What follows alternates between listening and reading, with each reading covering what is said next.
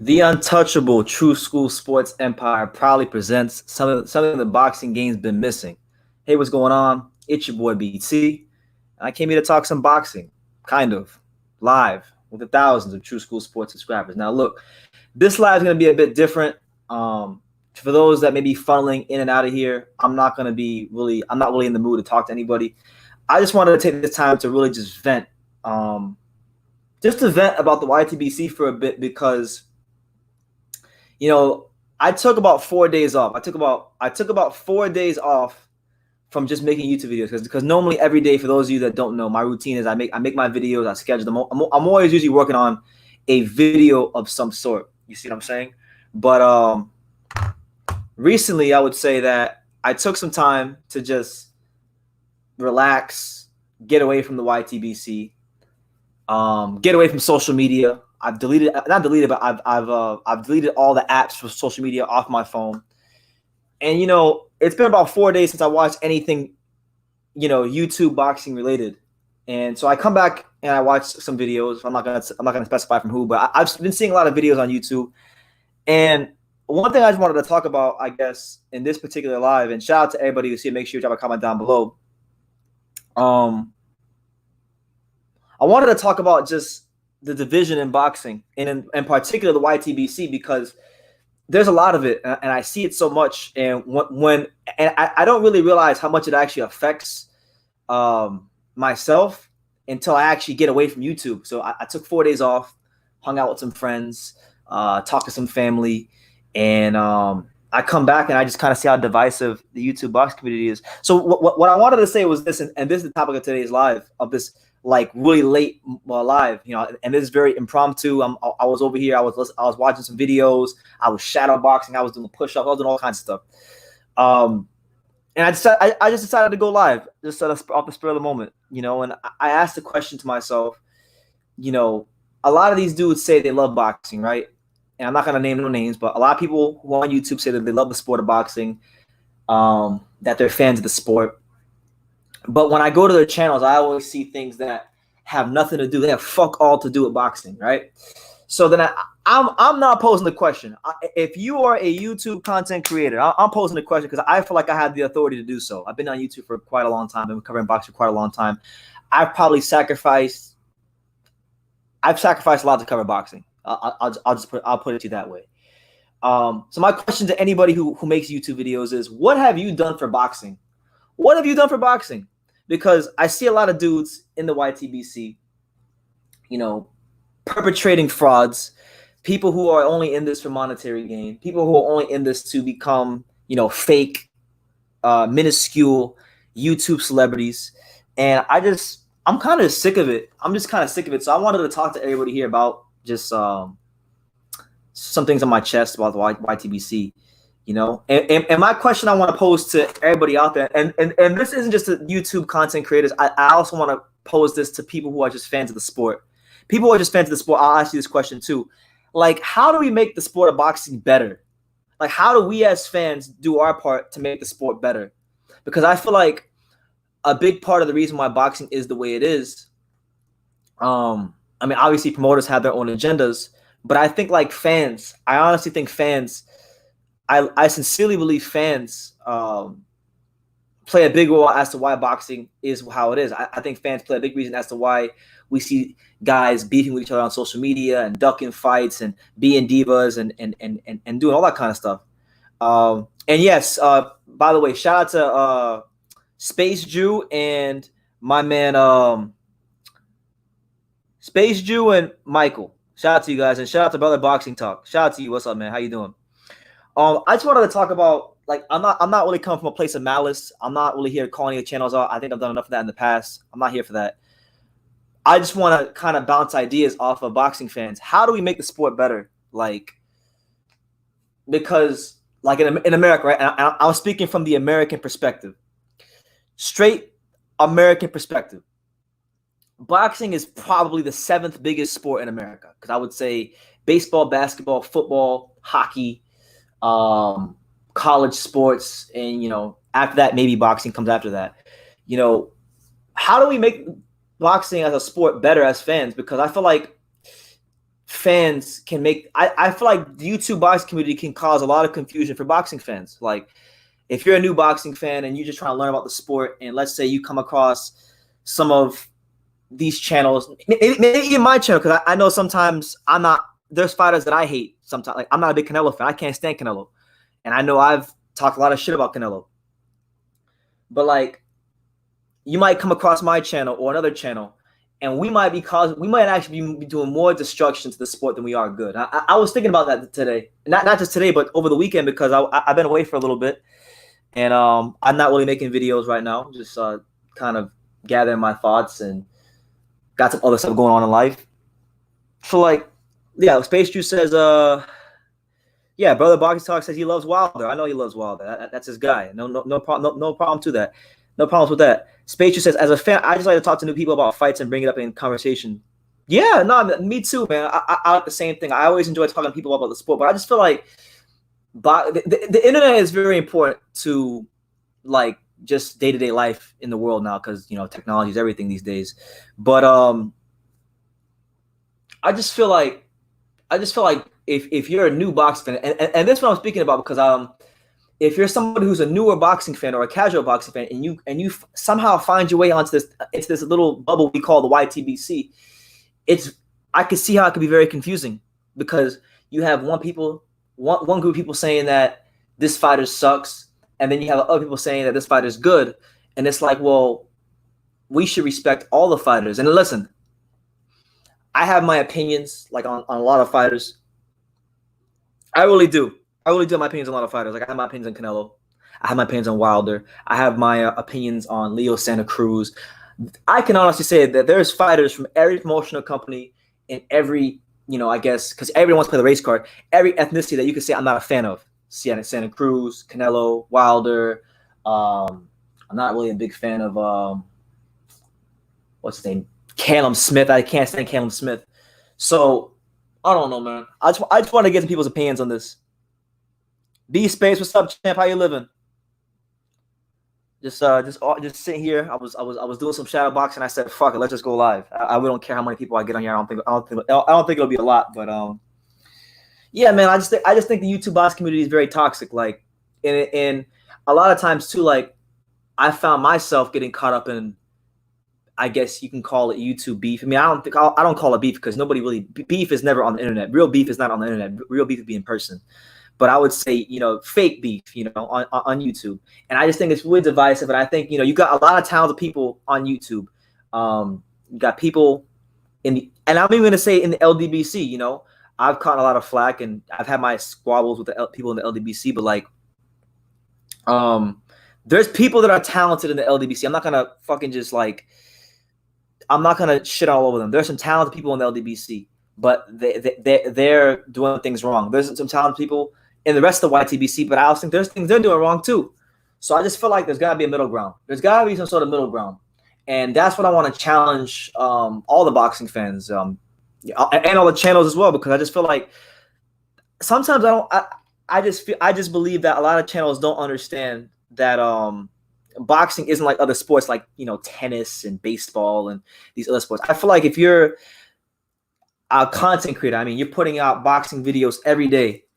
I really believe that you have a responsibility. Like, you have a responsibility to cover the sport fairly. You do. Can you have your favorite fighters? Absolutely. You can have. I have my favorite fighters. Like, I'm a huge fan of Romo Gonzalez. I love Tyson Fury. I'm a huge fan of I like Caleb Plant. Another one I like. I like Demetrius Andrade. I like Terence Crawford. There's a lot of fighters in boxing that I'm a fan of, but like, I don't know, man. You don't realize how toxic and divisive the YouTube boxing community is until you take a couple of days off. Because I'm normally always on the computer, so like I'm kind of like, I can get caught up in YTBC, but I just feel like we gotta do better, man. We gotta do better. We really do.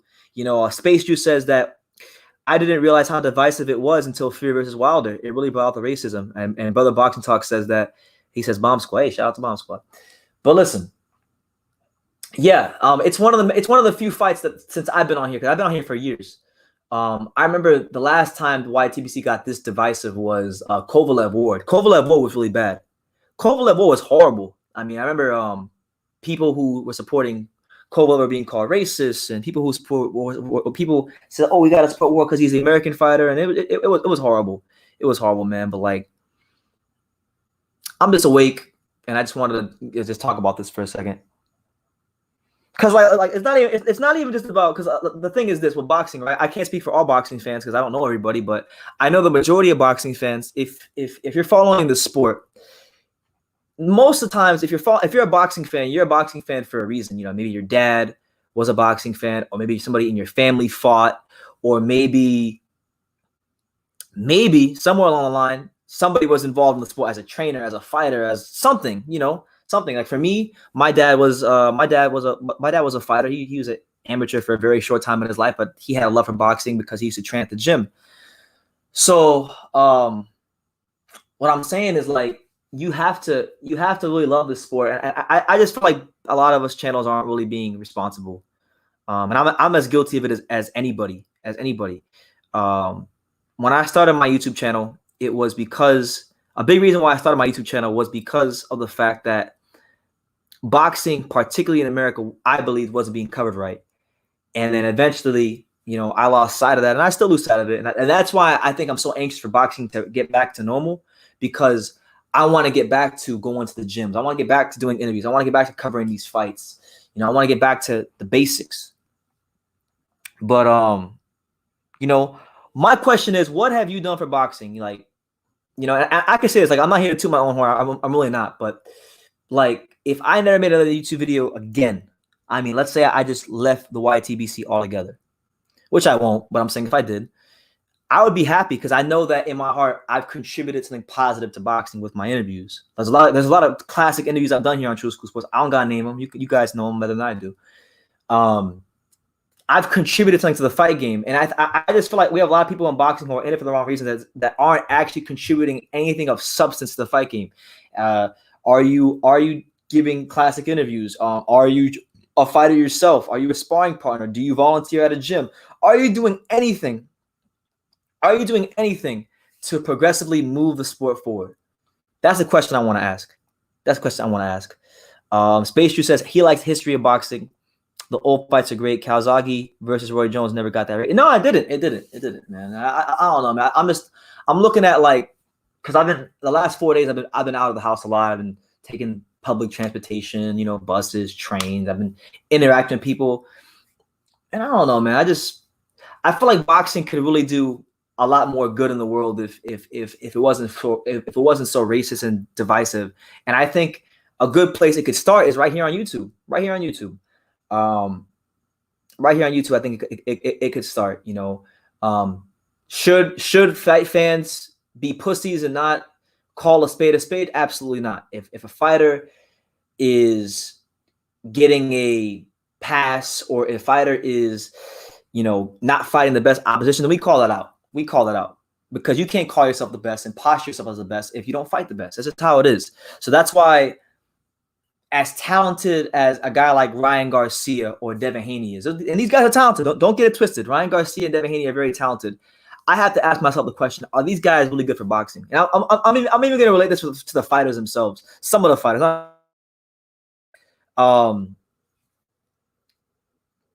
Look at Ryan Garcia and Devin Haney. Now, look, they're both obviously talented. All you got to do is look at the amateur background, and you'll see that they're both very talented fighters. They have the foundations of high-level professional fighters. We're not going to take that from them. But in terms of what they're doing right now in their careers and what's going on in their careers, can we say, Lil Joe says, you're right, BT, I'm going to sleep. All right, Lil Joe, take care. Can we really say that fighters like Devin Haney and Ryan Garcia are actually good for boxing? I don't think so. Not now, at least, because, you know, these guys haven't done anything in their careers as far as in the professional ranks. They haven't done anything, but they're being paid like they've done something. They're being talked about like they've done something. And I think this creates a culture of entitlement, and it just leaves too many gray areas. And then that's where the factions of these different fan bases begin to argue with each other. And look, you can have your opinions on who won that fight. Personally, I think if Devin Haney and Ryan Garcia fight, I'd favor Devin Haney to beat Ryan Garcia. But that's neither here nor there. I think they're both right now. I think they're both equally as bad for boxing, because they're both being postured as superstars, and neither one of them has done anything. Teofimo Lopez, on the other hand, he's actually fought Richard Commey. He's beaten a world champion. Even if you want to look at some of the guys that he beat on the way up, like your Edis Tatleys and your Magdalenos and guys like that. Are these guys the biggest names? No, but these guys are solid fighters. A lot more solid than the guys that Garcia and Haney have been fighting at 135. So I'm asking this question. It's not even just to the boxing channels. It's to the fighters as well. What have you done for boxing? What have you done for boxing? And what are you doing to actively push the sport forward? You know, and I'm not just asking you guys a question. This is a question I'm asking myself because, you know, I know there's been a lot of videos in the past that I meant what I said, but maybe I wasn't coming from the best place. You know, I do think Canelo Alvarez is pampered. I do think Canelo Alvarez has been getting preferential treatment more so than most fighters in the history of boxing. I really do. But I'm coming at it from a very bad place. You see what I'm saying? Same thing with no different than the guys like Wilder or anybody or Callum Smith. You know, these guys, these are all fighters that have put in 10 to 15 years of professional experience. And speaking as somebody who, you know, I picked up gloves, what was it, 6 years ago? Trained recreationally to stay in shape. You know, I only ever understand a fraction of what those guys go through. So I respect what they go through. And I don't know, man. I think like the last 4 or 5 days, I haven't even been inspired to make any videos because I've just been seeing all this BS in the YTBC, and I'm like, damn, man, like I'm getting caught up in this stuff. So it's not cool. It's not cool, man. Space Juice says your interview with Evander Holyfield the other day was fire. Yeah, man. I'm trying to get Riddick Bowe interview soon because I gotta call him, but I gotta catch up on some stuff. I gotta chop up a couple of videos and catch up on some other stuff. But yeah, man. Thank you. I'm waiting for boxing to get started up again, and that's when we'll and that's why this virus pissed me off so much because I really feel like if this virus didn't happen, right, April was going to be the best month on Truth. I'm telling you guys right now because March was a great month. In March, I did almost 600,000 views. I did 585,000 views in March, which is pretty good, solid. I've done a lot more in the past, but 585,000 was good. I was trending in the right direction, and then the coronavirus happened to kind of slow my momentum because I was going to these gyms. I was in a nice little rhythm, but I really think April would have been a month that would have been not just good for the channel. Fuck the channel. It would have been good for the sport of boxing because I would have been going to. I was supposed to go to Pro Gray versus Hooker in Maryland. Then I was supposed to go to Casimiro Inoue, and then I was supposed to go to LA for a couple days. But then that all got scrapped. Those types of interviews are huge for posterity, really. I'm gonna sound stupid here, but I'm not even sure what posterity means. I might need to put my dictionary out for that if I don't know what that word means. But I think that's a good thing. So yeah, I just want to use this video. I mean, there's not a lot of people here. I'm pretty sure a lot of people aren't gonna watch this video. But for the 10 of you that are here, for the 10 of you that if any of you have channels or plan on having channels, I just think boxing fans gotta find a happy medium. There's gotta be that happy medium where we can be passionate about the sport, but we don't gotta disrespect each other, or we don't gotta disrespect a fighter. You know what I'm saying? And this really goes out to the American channels more than anything, because right now especially with this whole virus and this bullshit going on, I have my opinions on it, but like there just really seems to be a lot of confusion in America. A lot of confusion. Some people have a superiority complex. Some people have an inferiority complex. I gotta sound it out. And I just really think we gotta come from a place of like, look, this is a sport of boxing. This is a sport that we all love. I mean, listen, if you're here on YouTube and you're talking about boxing, you have to have some sort of love for boxing. You do. Because boxing isn't a sport that it's not a sport. In most cases, it's not a sport that you just follow just to follow. You have to normally have known somebody that was part of the sport in most ways, or you just like fighting. You see what I'm saying? So I don't know.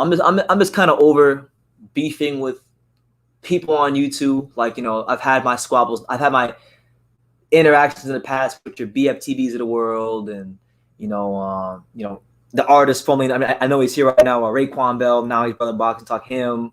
And there's always that ego party that wants to get into a pissing contest, and I'm just not with it no more, man. I'm just not with it.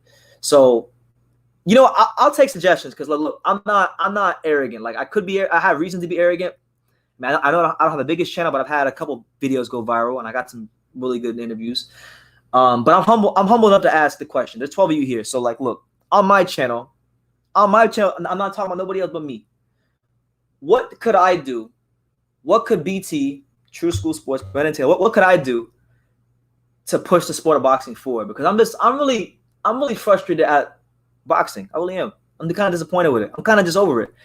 You know, the last 5 days, I barely watched any boxing videos. Barely. It wasn't until just like maybe 30 minutes ago when I was watching a boxing video, I said, you know what, I'm going to go live on YouTube. I feel like talking. Space Juice says posterity. Is like legacy. Yeah, absolutely. Yeah, nah, man. A lot of these interviews are great for the channel. But that's a question I want to ask too. Is like not even just to other people, but for me myself, I want to ask the 11 people here that are here. I'll take a poll. What could I do to help push the sport of boxing forward? Because I know I could be better. Yeah, man. Teofimo Lopez is a bad boy. That's my guy right there. South Florida. He's from South Florida too. Even though he says he's from New York, he's really from South Florida. You know, so South Florida, stand up. Yeah, people just gotta grow up on YouTube. That's what it is, man. They gotta grow up. They gotta grow up, man. And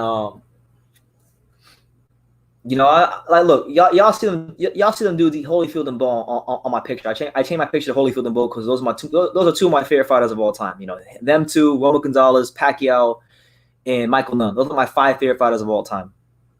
And just knowing these two dudes on the minor level that I know them, knowing what they went through in the ring, I just have so much admiration and respect for them. And I'm trying to exercise that for fighters I don't like, but it's hard because I'm a passionate dude, and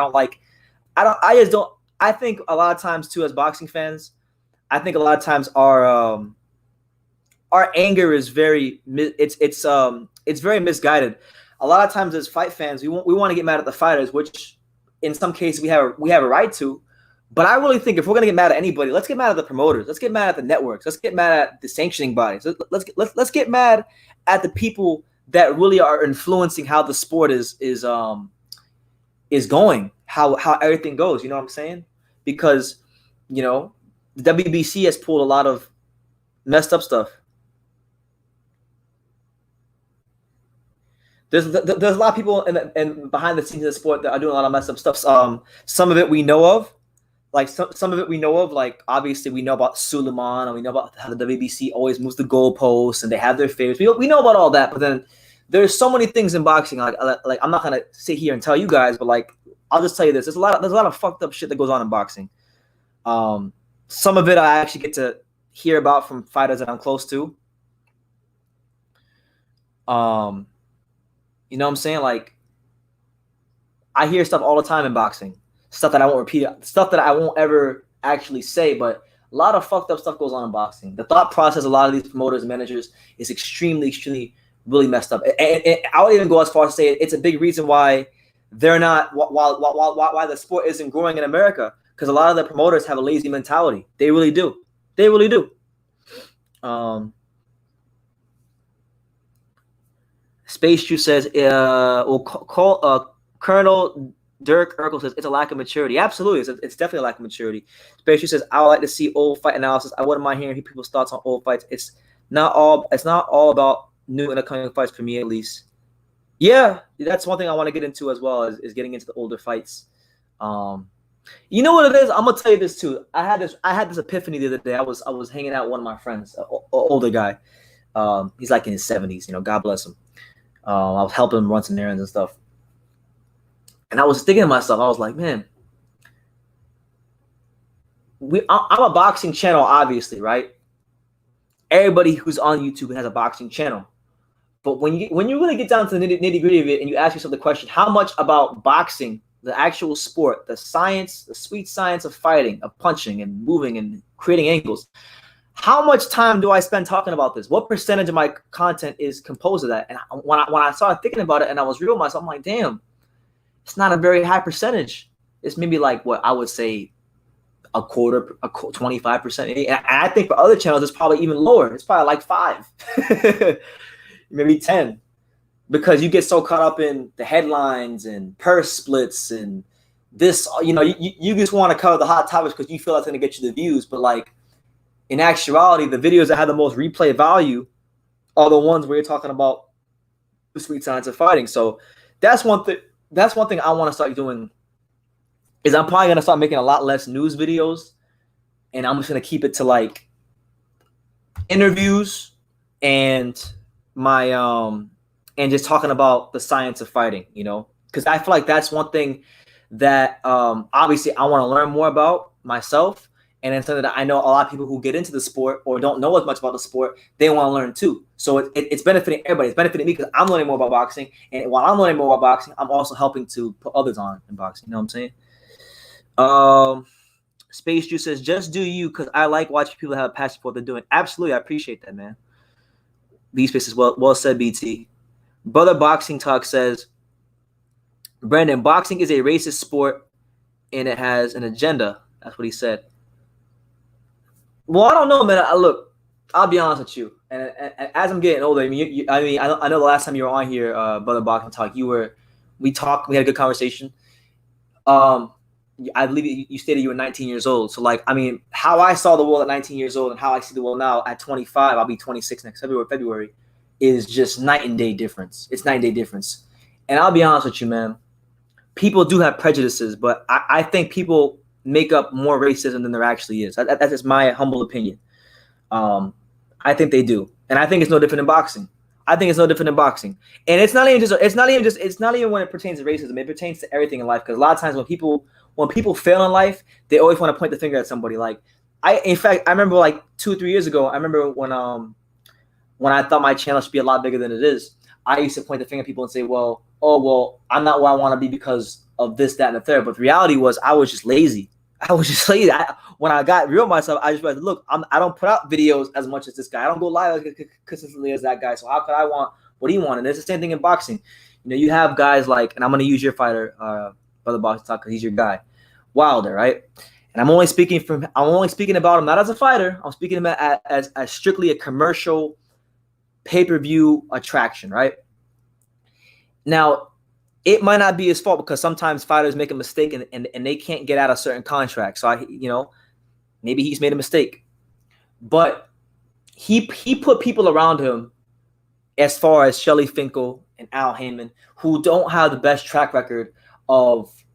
And Al Heyman, right? I'm talking Al Heyman as a whole. I'm not talking about just Floyd. As a whole, Al Heyman has never really built a fighter into a box office attraction from the ground up.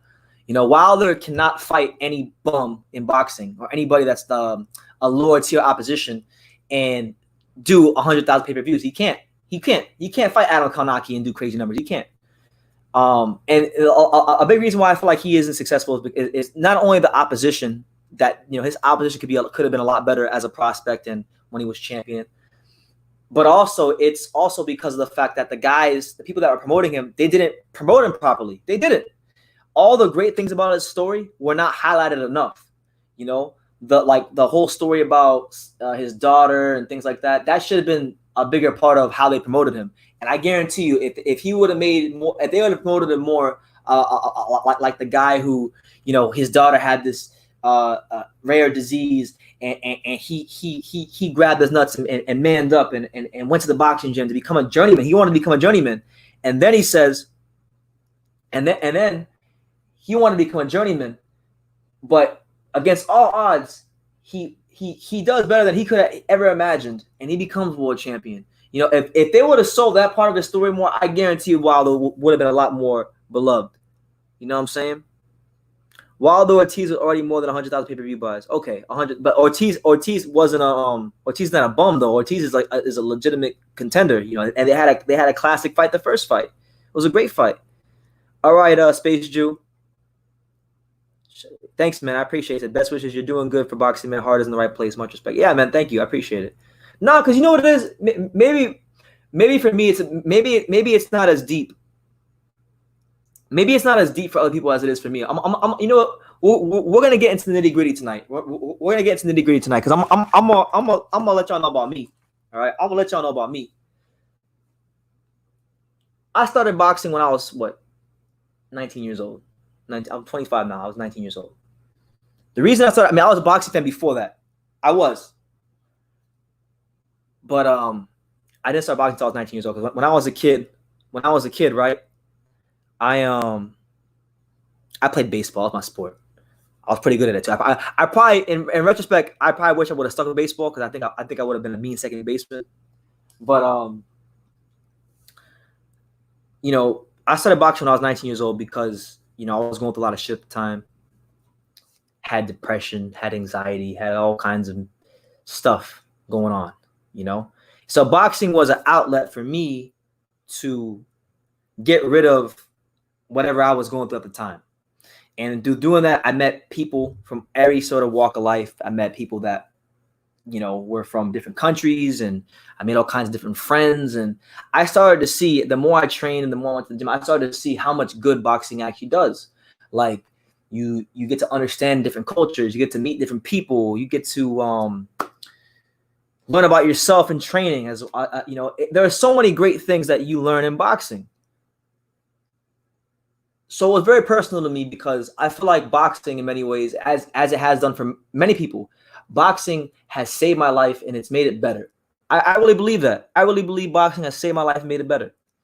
So when I come on here and I do talk about boxing, and let's say I do get a bit passionate and I do get pissed off at Wilder or Canelo or Callum Smith, it's because I guess for me it's a bit deeper than most people. Most people are just boxing fans. For me, you know, I've actually bled in the gym.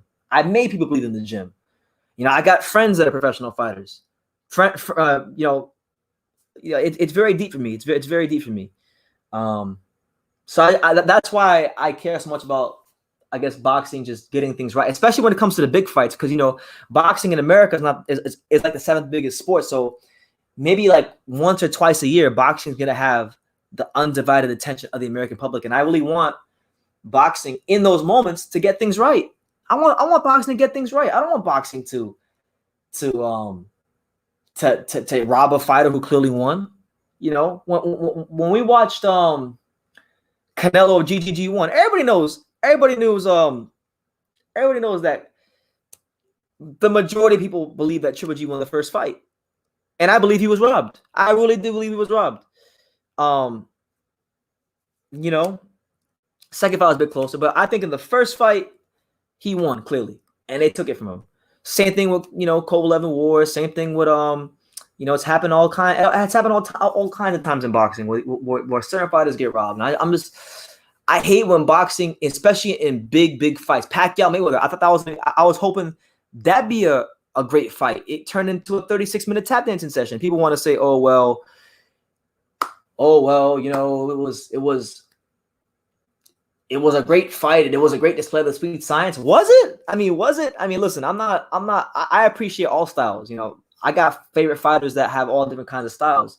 But was it really a great fight? I mean, you had Mayweather not really engaging, holding a lot, and then you had Pacquiao whose punch output was significantly lower because that's what Mayweather does a fighter. He normally lowers the punch output.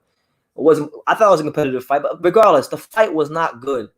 And they made fans wait for it for so long. You know, same thing with you know, Roman Gonzalez in the first Rungvisai fight. You know, here's a guy. He's never done anything wrong to nobody in boxing, as far as, you know, he's never threatened nobody. He's never said anything racist. He's never said he hated America or anything bad. Nothing bad. He's only been humble. He's only been humble. You know, he thanks God at every opportunity. He's fought the best available opposition to him at all times in a weight class. He fights all the killers, all of them, all the killers you can name. And what did they do to him? What did they do to him in the first round of that fight? They robbed him blind. So I don't know, man. I just wish sometimes, I don't hate boxing. I love boxing. But I just hate the business part of it, because the business part of it overrides the sport. Unlike more than any other sport. Pisses me off. Let me get some of these comments. We got other boxing talk. He says, Brendan, I hate boxing. Why do you hate boxing? Why are you here if you hate boxing? You can't hate boxing, bro. What? If you could please in the comments expound upon why you hate boxing, because I don't quite understand that. Because for me, like, look, I hate golf. I think golf is trash. I mean, I don't watch it. I respect the athletes, but I think the sport is boring as hell. I don't like NASCAR. I think it's boring as hell. So I don't watch those sports, and I don't go on NASCAR channels. But yeah, explain that to me if you could, man. He then said, I remember Canelo versus Lara. I have Lara winning the first 10 rounds, or winning the 10 rounds. I mean, I thought Lara won that fight too, but I wouldn't say he won 10. I don't think he won 10. Ward beat Kovalev. Nah, I don't think he beat Kovalev in the first fight. Second fight, I thought Ward performed a lot better. He was obviously a lot sharper and quicker, and I was there in person. I was there. I was cheering for Kovalev. I wanted Kovalev to win, but he didn't get the win. Ward, won, and that's what it was. He says, I hate boxing because there's so many agendas. So you hate the media. I can see that. Well, I'm gonna tell you this, and I'm not talking out of my ass, brother. Boxing talk. I mean, look, you said you don't watch my channel, so I'll take your word for it. But I'll just say this: if you don't know about me, I'm very well connected in the boxing world. I know people, and I know for 1,000% fact, I can name at least 3 people right now in the media outlets that are on payroll. I can confirm that. I've confirmed it already. I've seen. I mean, I've had people from certain media outlets tell me that they're on payroll from certain promoters. So like, you gotta understand something. Boxing, like anything else in life, I'm talking about the media. It's never really what it seems. It's never really what it seems. Because you think, people who don't know any better think that some of these media outlets are going to the boxing events to do a job, to interview the fighters, right? And the reality is, they're nothing more than paid PR firms. That's all they are. And it's sad because, you'll have certain media outlets that won't ask certain questions. So, it is what it is. There are agendas. There are people that do line the pockets, promoters that do line the pockets of powerful, popular media outlets that we all know in boxing. I don't gotta say the names. You know the channels. I don't gotta say the names. And it's unfortunate because it distorts the truth, and it distorts the perspective on what's really going on. You see what I'm saying? So yeah, I don't know, man. You can't say you hate boxing, the sport, but more so the media. It seems like you have a bigger problem with the media than you do the actual sport. Because how could you hate boxing, the sport? Boxing, the sport, is amazing. You got 2 guys. Boxing is the one sport in the world. If you talk about any other sport, right? Like let's say like basketball, right? Basketball, football, even baseball, right? You got to be a certain height. You got to be a certain height in basketball, right? So, like, in most cases, I mean, I know you have your exceptions. You have your Isaiah Thomases and your Muggsy Bogues and your Nate Robinsons. But these guys are few and far between. And in most cases, these guys have ridiculous athleticism for the size. So what they don't have in height, they compensate for in athletic ability. But, for sports like basketball and football, the bigger you are, the better it normally is for you. The better chance you have to succeed in the sport. But boxing is not like that. And that's the beauty of boxing.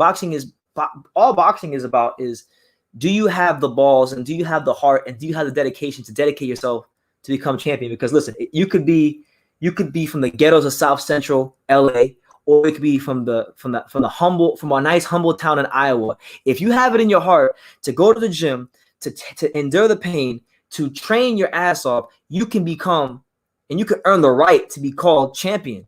And that's the beauty of boxing. There's no socioeconomical barriers that are stopping you from being great, unlike other sports. Because like, for example, when I was a kid, for those of you who don't know, I'm a huge hockey fan. I'm a big Florida Panthers fan. Shout out to the Panthers, even though they're mediocre constantly. But I grew up, and I'm still am a big Florida Panthers fan. I remember one of the sports that I wanted to play when I was a kid was hockey. I wanted to play hockey. I wanted to play left winger, like my boy Pavel Bure, score 60 goals. That was one of my dreams as a kid. But then that dream got killed because, I didn't come from the richest background. Pops did what he could. And ultimately what wound up happening was I found out how expensive it was to play hockey. And I didn't want to play hockey because I knew my dad. I knew we couldn't afford to play hockey because the gloves are like $300, $400. The skates are like another $100, and you got the pucks and the sticks, and then you got paid. It was just too much. So I was better off playing sports like basketball because it was a bit cheaper, baseball. But even if you want to play basketball at a serious level, you still you still got to pay for AAU tournaments and travel. Same thing in baseball. Boxing's not like that. I mean, yeah, you do have your amateurs and they do got to pay to travel around the country, but they find ways to do that. If you're any good in boxing in America, at least I can't speak for nobody else, but no one else but America. But if you're any good in boxing in America, they will find a way to get your ass to these tournaments. They will. They'll do fundraisers. They'll sell candies. They'll come up with money somehow. There's always some sort of real estate guy that's hanging around the gym that knows someone that knows someone. So like with boxing, it's the one sport where if you have it in your heart, it doesn't matter if you come from the ghettos of South Central or South Florida. It doesn't matter if you come from a humble town in Iowa or a humble town in Illinois. If you have it in your heart, and more importantly, if you have it in your balls to dedicate yourself to become champion, and you have that discipline and you have that drive, then guess what? You're going to get every opportunity in the world to do that. And you can't say that for other sports. You can't say that for other sports. You know how many dudes I grew up with? I mean, dudes I grew up with that I'm talking about great basketball players. Fantastic. I mean, dudes that I think would have had a great chance to go to the league, but they couldn't go to the league because they didn't have the resources or meet the right people to get them to the league. You know what I'm saying? Same thing, but boxing's not like that. Boxing, if you're any good, if you're any good and you're dedicated, you will be afforded any chance to make it in boxing. It's the one sport. It is. So yeah, I wouldn't say I think you're wrong for saying that about the box talk. He says then also, I don't understand why America doesn't ride with their fighters. Okay, that's a good one. I want to get into that myself. Ward beat a woman beater. I mean, technically he did. Yeah. Yeah, politics in sports is horrible. I hate it in general. I hated it. I hate it in boxing. I hate it in the NFL. I hate it in basketball. And I hate look, I'm gonna call somebody up. I don't want to make this up, and I'm gonna do another stream. I'm gonna do another live about this soon because I feel like talking about. I'm gonna do a stream one day, and we're gonna spend a whole stream talking about other sports just for one day because a lot of y'all don't know how much I watch other sports. But like one guy that I cannot stand as a basketball player or just as a person. I don't know him personally. Maybe he's a nice guy in person, but I'm talking about how he presents himself and what he stands for. Is LeBron James. I cannot for the life of me stand LeBron James. I think he's grossly overrated as a basketball player in terms of where he stands amongst the all-time greats in basketball history. I think he's maybe a top 10 player. Maybe you could put him in at 10, but that's even I think that's chancing it too. That's putting it too early. I think 10 is as high as you can go with LeBron. But I'm talking about off the court, right? You get LeBron, right? LeBron James grew up in the ghettoest of ghettos, all around Ohio, all around Akron, right? Here we have a guy on LeBron. He's moved from house to house. Trust me, I've done my homework on LeBron. I've watched the documentaries and done the research. His mom was a single mother.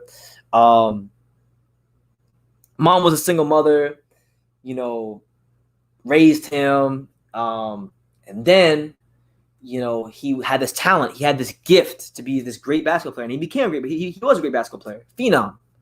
Couldn't ask for anything more as far as God-given ability. Signs a $90 million deal with Nike before he even dribbles a basketball in the league. And then this is the same guy who's think about it. I want you to think about this. LeBron James, the guy that's 95% of his, in his life from the age of 16 on up, he's been a millionaire. So what is he, 36 now? It's got to be like 35, 36. He's been a millionaire in his life more than he's been in poverty. Doesn't mean that he can forget that part of his life, but I'm just saying he's been afforded more chances than many people of other ethnicities. But then he's the same guy that will have this victim mentality and say that, we're hunted and all of this stuff and it'll make everything about race. And it's just like, man, look, how can you of all people have a victim mentality? You have been afforded more chances than more people of almost any ethnicity, anywhere. I mean, how many athletes can you name that had $90 million in the bank account before they even turned pro? How many can you name? I can't name any. Kobe Bryant didn't have that.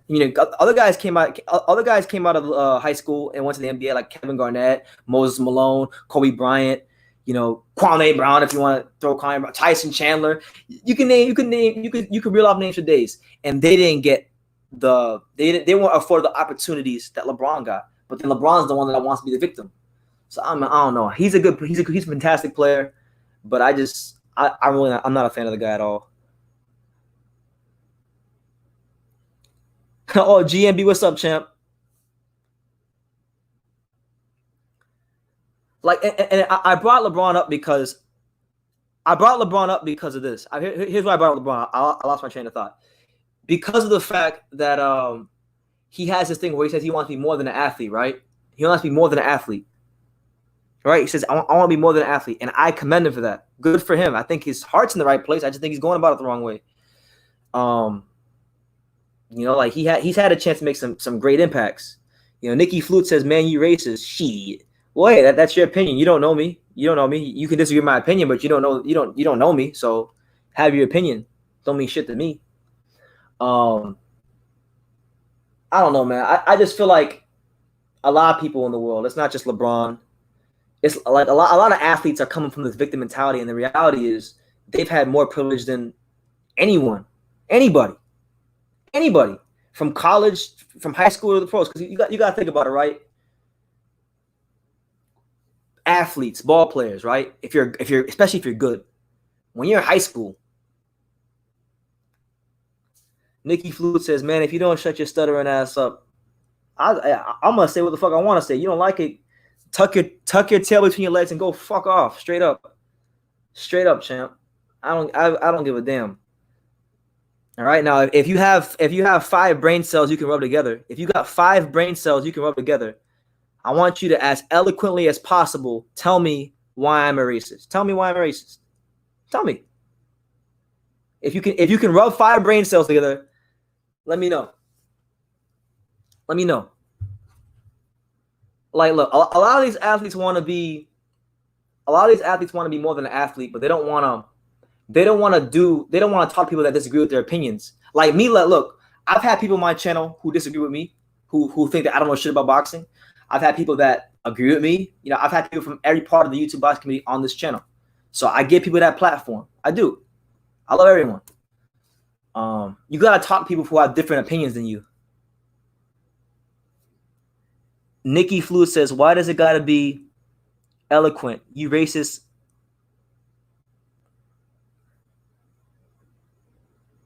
I mean, I'm only telling you to be eloquent because if you're gonna say it, because you made a claim, right?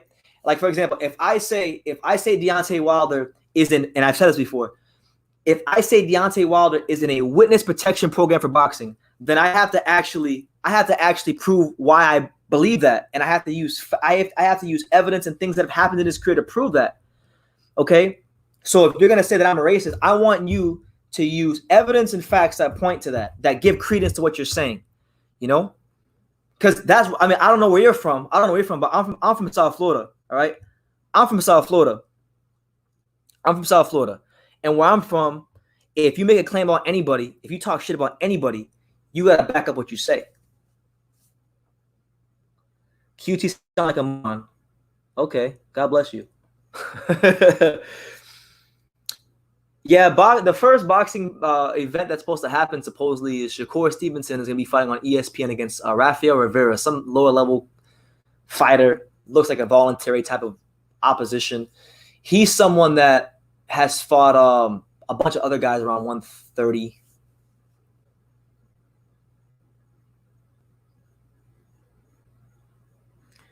He says, "You're stuttering. I just did. Be proud of what you is. Don't run from it." I know who I am. That's why I can speak with nothing but conviction and clarity. That's why for what is it, 2020? For I don't know how many years upon years I've been on YouTube making videos, and I say whatever the hell I want to say. And if you don't like it, go tuck your tails between your legs and go fuck off, like I told you earlier. If you don't like it, too damn bad. But I do want to get back to Brother Boxing Talk's one comment. He said, "How come Americans don't get behind American fighters?" And I think this is actually a great question. And I'll be honest with you. There's certain American fighters that I actually do get pissed off about that don't get support. Like, I feel like Terence Crawford should get more support. I feel like Teofimo Lopez should get more support when he gets more popular. I feel like there's a handful of American fighters that have earned the right to get the support, and they haven't got it for a number of reasons. I'm gonna say this. America's what you gotta understand about America is a different country than everywhere else in the world because most countries in the world are united by culture. So like England, the Brits are united by their culture. A lot of these countries are a lot older and have a lot more history. In America, America is a melting pot, and there's not really one set or defined culture. So like, what makes America different and what makes it unique is that America and Americans are not necessarily united by culture, but united by, as corny as it sounds, is to say freedom. We're united by freedom. That's what separates us from other countries. So in our country, you have people that grew up in this country that are black. You have people in this country that grew up that are Mexican, Puerto Rican, whatever it may be. So with that being said, it kind of muddies up the waters as to who they're going to support. Now, I do think we should get behind some more of our own fighters, but you also got to blame the promoters for that. You got to blame the promoters for that. Like, because you got to look at it like this, right? I'm going to name all the promoters. Okay, we'll start Bob Arum, right? Bob Arum, great promoter, fantastic promoter. But, and I've said this myself about Bob Arum. Terence Crawford doesn't get promoted a lot. As much as he should. For being as great of a fighter as he is, I don't think he's getting promoted enough. That's number one. Okay, that's definitely number one. I really think that he should be getting promoted a lot more. And a lot of times too, in talking to promoters and managers, one thing that they always look for is fighters with big time amateur background. So like, let's just be real. A lot of the top American amateurs are not on the level of the Eastern Europeans at the moment, because the Eastern Europeans are they're just churning them out left and right, man. Their amateur system is great at the moment, and our amateur system is not what it was in the 80s or the 70s, because there isn't as much money being pumped into the amateur program. It's a lot of layers to it, man. I just think Americans don't really care where a fighter's from. If a fighter is a great fighter, and if he's entertaining and if he's marketable, he's going to catch on in America. Sugar Ray Leonard caught on in America. Mike Tyson got caught in America. Roy Jones Jr. caught on in America. These guys all caught on in America because they were fun to watch in the ring. They were great fighters. They fought in big time fights, and they are marketable outside of boxing. Boxing's no different than any other sport. Boxing's no different than the NBA or the NFL. If in America, if you have that marketability outside the sport, you're going to have a lot of attention on you. It's just how it goes. So that's why I get mad at some of these fights. Like I'll use Wilder, for example. I get mad at Wilder sometimes because he doesn't know when he makes certain. I know in his mind he's going to rationalize it as, okay, I'm sticking up for my people and whatnot, which is great. Good for him. That's what he believes. Good for him.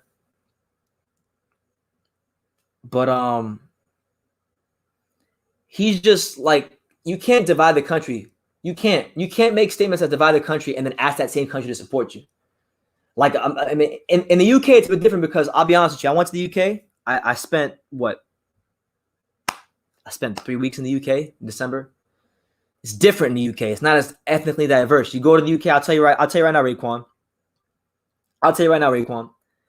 Or Brother Boxing Talk. If you've never been to the UK, I'll tell you exactly what the UK is like. You have obviously your Brits, your white Englishmen.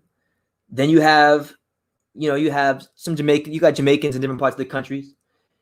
You got a lot of Pakistanians, Indians. A lot of the Middle Eastern countries, and that's really what it is. So if you make a statement and you divide one section of the country, it's not going to be that big. As to America, like for example, if you say anything bad about Mexicans or white people or black people or Puerto Ricans, you're gonna piss a lot of people off because there's a lot of that everywhere. You see what I'm saying? So I'm not saying you can't stand up for what you want to believe in, but you can't get mad at the same country that you're downing if they don't support you.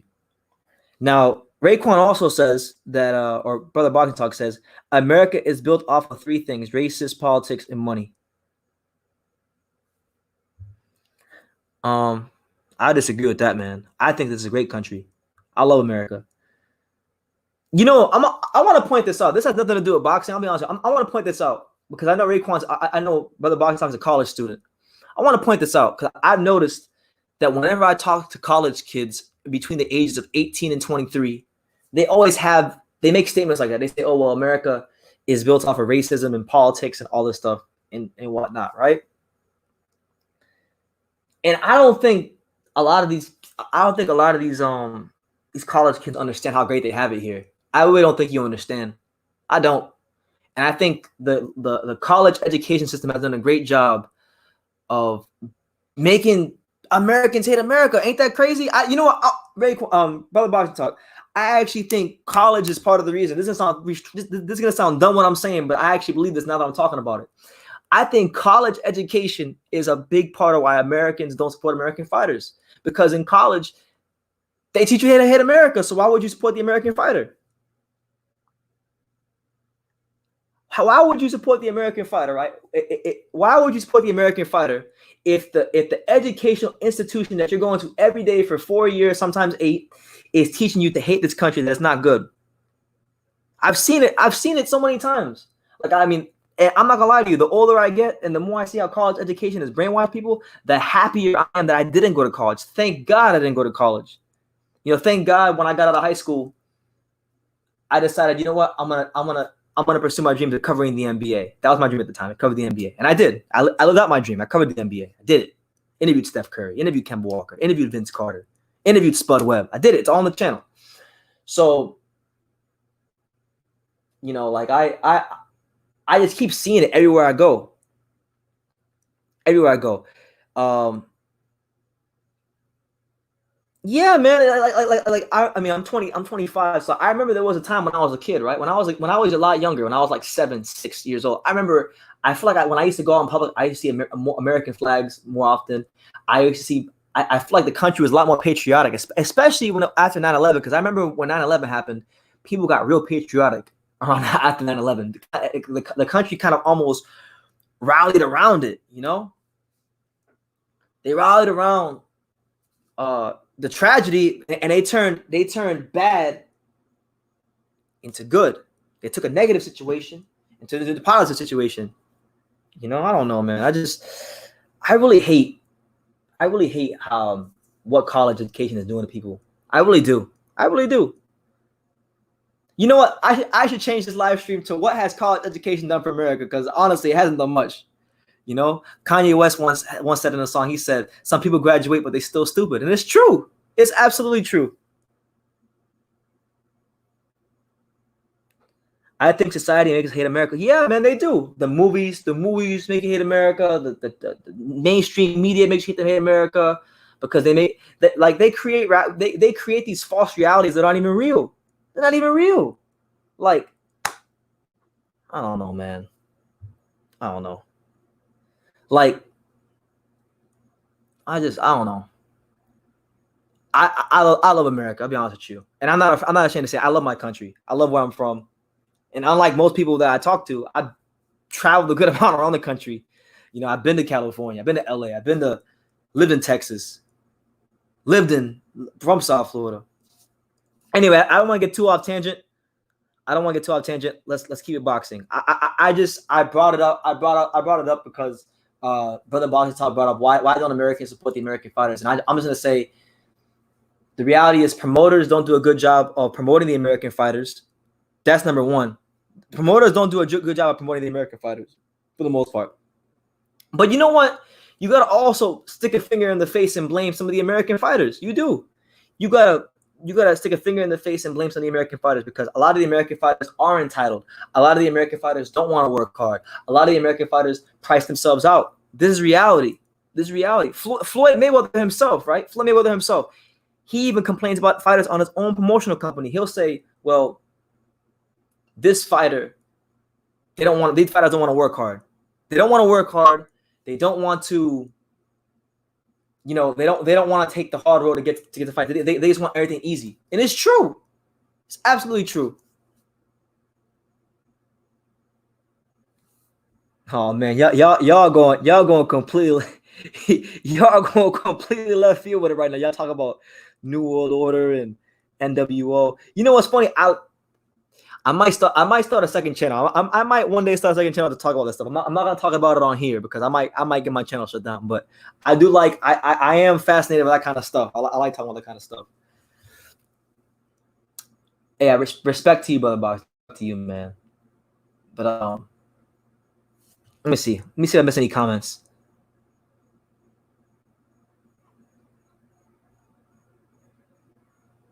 Let me see. What else did I miss? Did I miss anything?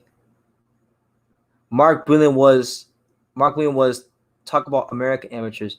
Mark Brilliant was an amazing amateur. He was an amazing amateur. Mark Brilliant, obviously, he won the New York City Golden Gloves more than anybody in history. He won it 5 times. He was on the historical 1984 U.S. Olympic team.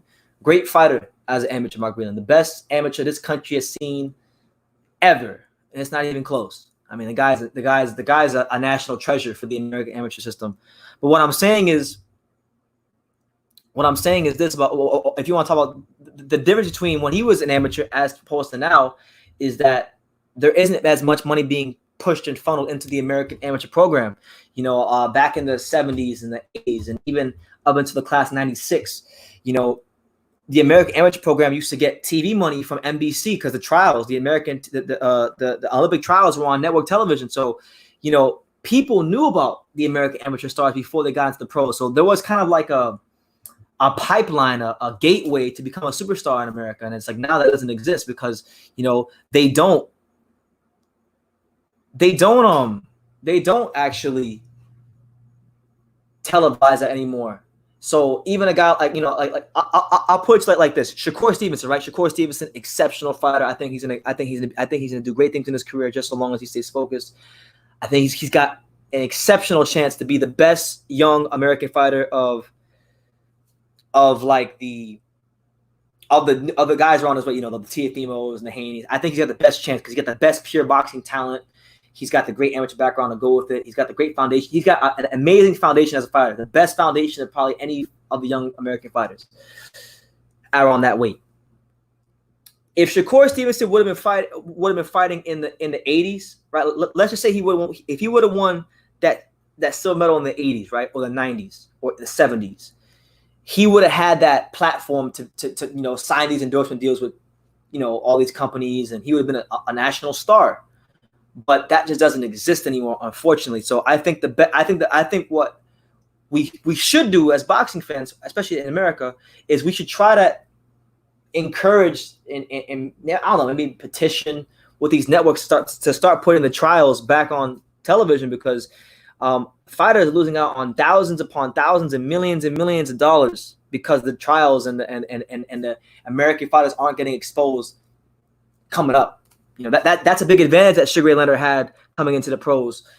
Same thing with Roy Jones and Pernell Whitaker and anybody pretty much before 96, because 96 is kind of that cutoff date. After 96, they stopped showing the Olympic trials on TV. So, like, you know, your De La Hoyas and maybe the American boxing star in many ways kind of died off. See what I'm saying? X-Ace99 says, oh, hold on, my bad. He said, Jonathan says, have you heard Aram said neither Loma or Lopez want to tune up and are willing to wait till September and are willing to fight with or without a crowd? Honestly, bro, I'll be honest with you. I've been off. Like, this is probably the first time I've been on YouTube in like 4 or 5 days. Like I took a break because there was just too much toxic stuff going on in the YTBC, and I just didn't want to hear anybody's videos. I didn't want to hear anybody's voice. I just wanted to kind of just get away for a bit. So I haven't really checked. I haven't even checked the news. So maybe he did. I don't know. I got to check myself. The next heavyweight champ will be Daniel Dubois. Potentially. Could be. Fantastic young talent. Got to see how he does against Joe Joyce. SSB says, why do you think the YouTube boxing community has so many negative people? I feel like you're one of the more optimistic people on the YTBC. Well, I appreciate that. I try to be. I mean, I have my theories. There's a couple of theories I have. Number one, I feel like a lot of people are talking about boxing for the wrong reasons. They're using it to push a racial agenda. Obviously, most of us believe that anyway. Aside from that, I think people just have horrible lives. So whatever is not going well in their life, they want to project it on camera, and it comes out. And you can tell who's really happy about their life and who's not on camera. So there's that.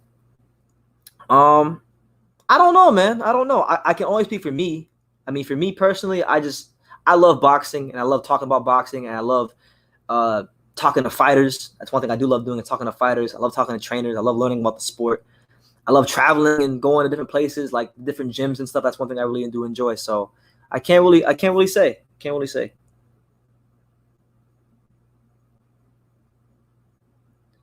Yeah, P Boxing, we're live, champ. We are in fact live.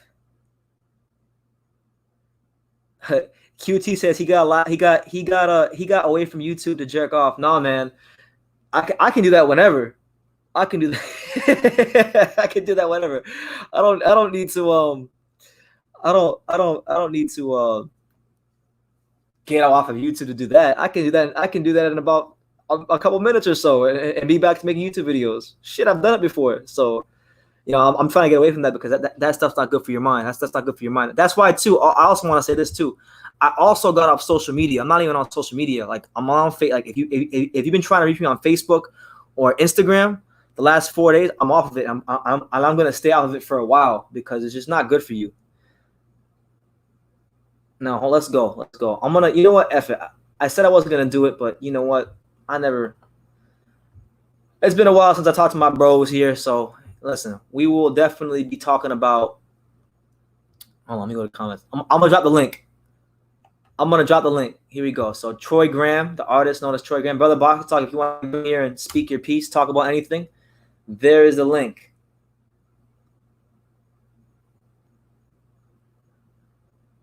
I've been to the UK.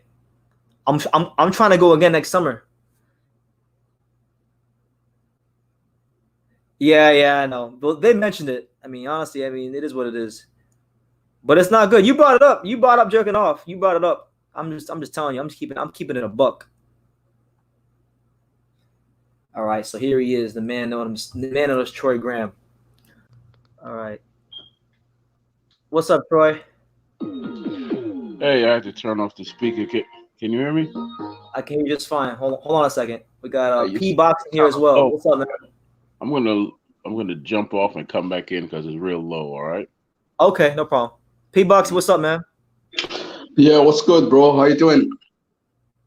I'm all right, man. How are you? I've seen you in the comments of other videos, but I never actually I never talked to you. I actually talked to you before, but I used a different name. What was your name? I just used P before, but yeah, it was only brief when I talked to you. It was about a while ago. I can't even remember now. I think I remember. So yeah, what you been talking about? I just literally came on now. Yeah, well, the live kind of the live kind of started off with me. I was just venting about some stuff, just about how I come on YouTube sometimes, and it's just how toxic of an environment it is, and I was kind of posing the question of what could boxing fans do to make the sport better, and I guess same thing for the YouTube channels. I think the best thing to do, for YouTube channels creators, they need to be positive. I think I think there's a lot of hate. There's a lot of beef going on around the YouTube community. And I think people should just respect other fighters. I mean, for instance, a lot of people are bashing Deontay Wilder. Yeah, I've done it. And sometimes it comes across as unfair because at the end of the day, the guy he fought over 40 fights, regardless of who he beat, he still knocked him out. And because he lost once, he gets called a bum. He's not a good fighter. That, and I think that's quite unfair. That if he's a bum, then that means Tyson Fury is not good. Then you take away Tyson Fury's achievement. For instance, you know what I mean? Absolutely, yeah, I understand that. Yeah, Wilder, he's an interesting one because, my personal opinion is I just feel I believe that he didn't really progress to the levels he didn't have that progression that most fighters have. So when he actually Fury to me represented his first I'm talking about massive step up to fight an A-level guy, and when he lost whenever I talk bad about Wilder, it's more directed at his fans than him. I kind of just take it out on him because his fans love him, but it's more directed at his fans. It's about emotion. I think everyone got emotion attached to every fighter. That's why I haven't got really emotion attached to fighters. I used to be like a big AJ fan, but then I realized like I need to calm down a bit, you know. I also support Wilder as well. I'm a big fan of Wilder. Obviously, as you can tell, my accent is not American. What part of UK are you from? Bristol. That's the west Bristol, of. I know Bristol. A small town. Yeah. It's not that big. It's like it's not that big. It's about 500,000 people here. So yeah, it's not a lot. Yeah, it's real small. I just know because I watched the Premier League, so I know all the cities there. It's small, but at the same time, it's we've got a lot of people. We've got Americans here, Canadians. That is a big city, in terms of other cities in the UK. Like you got literally everything here. Like you don't need to go like London or something. You know what I mean? Or other places like Manchester. We don't really need those places. We've got everything here anyway. We've got nice arenas. I don't know why Eddie Hearn or Frank Warren, I don't know why they haven't made a boxing event yet in Bristol, because Bristol is a great city. Yeah, man, they're sleeping. They need to wake up. How you doing, and also, sir? the money is there as well. There's a lot of money in Bristol, so yeah, I hope one day they can make a fight. Yeah. So then, what's up, Troy? Hey, man. Hey, listen, you're gonna hear some twerping in the background. I got some wiring issues, so my smoke detector twerping just constantly beeps, right? Yeah. So that's what you're gonna hear. But are you on the East Coast or West Coast? And why the hell are you up this early or late or early? I'm a night owl, man. I'm always awake at this time. Yeah, because I'm not gonna stay all long. I gotta get up in a few. But I gotta. No, but I was listening to you speak about and I listened to the brothers speak from the UK. A lot of these cats, they're too self-involved. They're not really doing it for the sport. They're doing it for their own self-interest. What I mean by the podcasters, right? Mm-hmm. Because if you love the sport, can you still hear me? I can hear you just fine. Yeah.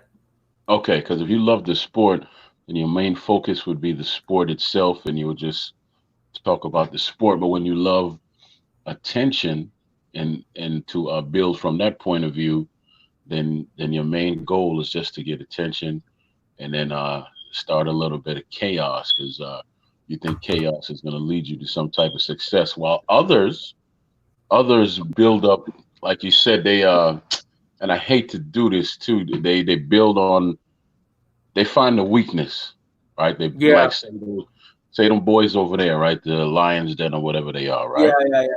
Right. Is one in particular, I call him Judas, Sambo, whatever, Fred. What he did was no, I'm serious. Wait, Troy. Let me interrupt you. Fred is not LDBC. He's not. Really? No, Fred is independent. Yeah, I think Raekwon Abel is in the chat. You could ask him. Probably is now, because his true agenda is coming out. He's associated. No, he's associated with the LDBC, but I don't think he is part of the LDBC because. Okay. Well, let me finish, brother. Look, let me finish. All right, let me finish. What he did was he has aligned himself with them. Let's just say that he aligned himself with them. He used that platform for a purpose, and now his true agenda is coming out because he's really trying to go mainstream. Like the other day, he had Whitlock on his show, and if you're so pro-black, why are you having Whitlock on your show? He got called out by another one of his members, and all that. So I see his purpose, man. Like I don't know if you ever saw this movie called The Five Heartbeats, right? No, I don't know if you.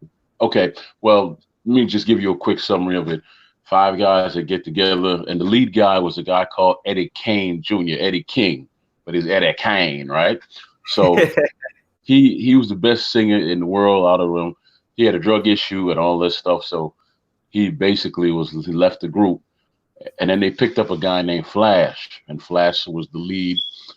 You know what Flash did? Flash stayed with them. He stayed with them for about an album or so, and then he did his own album and didn't tell them, and he was like, "Oh, thank you very much," and moved on. That's exactly what this boy's doing. So, and I hate talking about him because just giving him more props. But yeah, to me, but Troy, listen, Troy. But listen though, like basically, like I know about what you're saying because like there was a guy that I know from the LDBC. His name is Ronald Finkley, and he wasn't happy that he wasn't happy. He wasn't happy that how Barbershop was acting, but. And he also said that he's not part of the LDBC community. He's associated with them. Like, you could be friends with them, but you don't have to be part of the group. You know what I mean? LDBC, actually, they're not that bad. Many of you guys think LDBC is bad. But obviously, there's going to be always a bad apple, just like anyone else. And sometimes, you have to understand something to really understand. And I get them. It's they're part of the YouTube community. Boxing, the industry is small. Sometimes we get along and sometimes we don't get along. It is what it is, man. It is what it is. Yeah, I mean, I don't know, man. I've interacted with plenty of people over there on that side. I've had some good interactions, but the majority of it hasn't gone well. Because when I talk to them, they have their preconceived notions about me because I don't speak glowingly of Wilder all the time. I don't hate on fighters that aren't from America, so they have a problem with me. All right, well, let me say this. To be honest with you, I actually co-host a show with somebody but I'm not going to really put that out there yet. He's going to announce me as the co-host in a little bit, and then you'll know. Someone I know? Yeah. Okay. Yeah. Good positive brother. So, and we had these conversations off air. Our main focus is to just take what we know as people about boxing and to grow what we're doing. It's not so much that we're focusing. Basically, is to have these conversations on boxing, but it's also like grassroots, and that's what's missing from a lot of this talk. There's no grassroots, and what I mean by grassroots is it's easy to say, okay, to talk about what's going on right here and now, and then to talk about somebody else. But let's watch a video. You could put any video in front of me, a current fight, a fight from 10, 15, 20 years ago. Let's sit down and break it down and get the people involved with it. And let's Absolutely. have that's a real boxing conversation. Nobody is talking about anybody else. We're talking about what we see in front of you. Because you have dudes out there that are podcasters, they have big numbers. But to be very honest with you, they didn't know that you could bust somebody's eardrums. They didn't know that you could get knocked out while wearing headgear, right? Yeah, they don't know what the Jack Dempsey shift is. They can't tell you nothing about none of that stuff. Yeah, they don't know. If I use the term shotgun jab, which you really don't see anymore, they don't know what that is. And to be honest with you, I take offense to stuff when it comes to it, because you gotta stop saying you love something when you don't study it. That's like you marrying a woman, but you never learned about her past. That makes no sense to me. Absolutely. But I'm going back to bed, man. I gotta go drive, and I have a bunch of women to fantasize about, so I'm going back. Oh man! All right, Troy. You be safe, man. All right. I was Troy Graham. Shout out to Troy. I would love having Troy on. Let me ask you a question, Brendan. Like Wilder, the night he fought, like, do you think that was the normal Wilder that we normally see? Because normally when Wilder fights, like, he's more active. Like, for some reason, he wasn't like really, really, really active. What do you think? I'll say this. I don't think that was I don't think he was all the way there. But the reason I think he was not all the way there was because I just believe that, number one, he's fighting. He knew that he was fighting the real. I think he knew in his heart of hearts, whether he wants to admit it or not, that he was fighting the real Tyson Fury. And he knew that Tyson Fury had time to prepare this time, so he was kind of on edge, like, okay, well, how is this gonna go, And then when Fury actually came after him in the first round, he kind of was just in shock. So I think I think the stage was too big for him, and I really believe that Tyson Fury's new style threw him off. But I'm not gonna just say he lost because he wasn't there. If he wasn't there, he wasn't there because the stage was too big for him. And you could see that in the locker room when he was just pacing back and forth. he knew Do that. you think there was some sort of injuries? Do you think he had some sort of injuries? He had injuries? No, I'm saying, do you think like there was something wrong? Like, the way he was behaving, like he was like lying on his wife's laps just an hour before the fight. He looked a bit tired. I don't know, like, I'm not saying that's the reason why. People in the comments are saying that that he was out here busting nuts, and he, that he looked like he busted 2 nuts, and they think he had sex before the fight. I listen. I just think that he's reached. He did before, though. He said it before. He did have like sex before he fought. I think he said that. Okay, well, there you go. How are you gonna box on a co-promoted pay-per-view? You got damn near 1 million people watching you. You in the MGM Grand, and you need testosterone just to cope with the moment, let alone perform well. Like, yeah, I know, man. It's crazy, man. It's just like I just thought, like, basically, I wanted him to win, and one of the reasons why I really wanted him to win is because, like, I always wanted to see Wilder against AJ, and yeah, and obviously I do want to see Fury against AJ, I still want to see that fight. Yeah. Because regardless of the belts, because to be honest, like, when you look at the belts, these fighters are actually bigger than the belts. Yeah. Now they all got big names now. Wilder is a big name, Fury is a big name, AJ is a big name. I think they don't need the belt. I think once someone becomes undisputed, they should just throw that in the trash. Just give it to back to the sanction fees, like, to say have your belts back and just fight, because otherwise there's gonna be so much hold up. Like, look what's happening now to AJ. Like, he has to fight Pulev. Nobody really wants to see that fight. Are you some people are calling you an AJ fanboy? Are you an AJ fanboy? No. I used to be. I used to be. Like, obviously now I'm not. Like, I like obviously all the fighters. I like Dubois. I don't like Dillian White though. I hate Dillian White. Why do you hate him?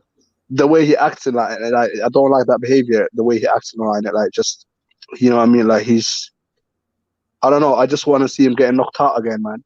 Like, he's not a humble guy. Like, I've seen those type of characters previously. Like, he's not humble. Like, I mean, look at, for example, when you see AJ or Wilder, they act humble. I know, like, Wilder said previously he was a body on his record and this, that, but he doesn't go along and says like, oh, I'm going to beat this person on the street. Like, that's how Dillian White talks. Dillian White is the sort of guy, he will say to you like, oh, I'm going to beat up, I'm going to do this to you. Like, he's a bully in it. Do you know what I mean?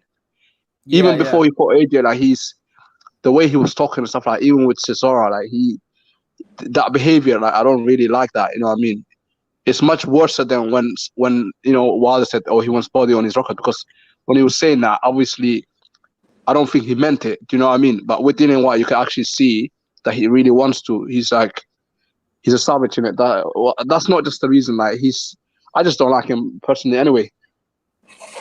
I got you. Nathan, what's up, man? Hello, mate. How you doing? I can't complain, man. I'm just relaxing. What are we on? Because I've only just got home and got on the stream. So what have you been talking about now? Well, right now we're currently talking about P Boxing was telling me about how he doesn't like Dillian White.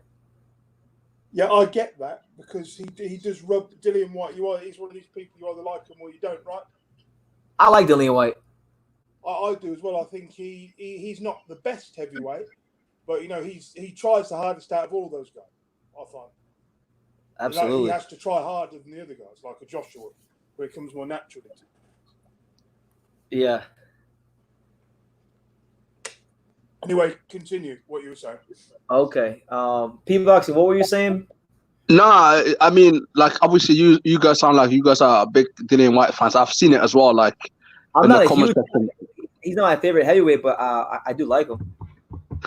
I don't even think he's a good fighter. Like, who's his best win? Where is it? Like, Oscar Rivas?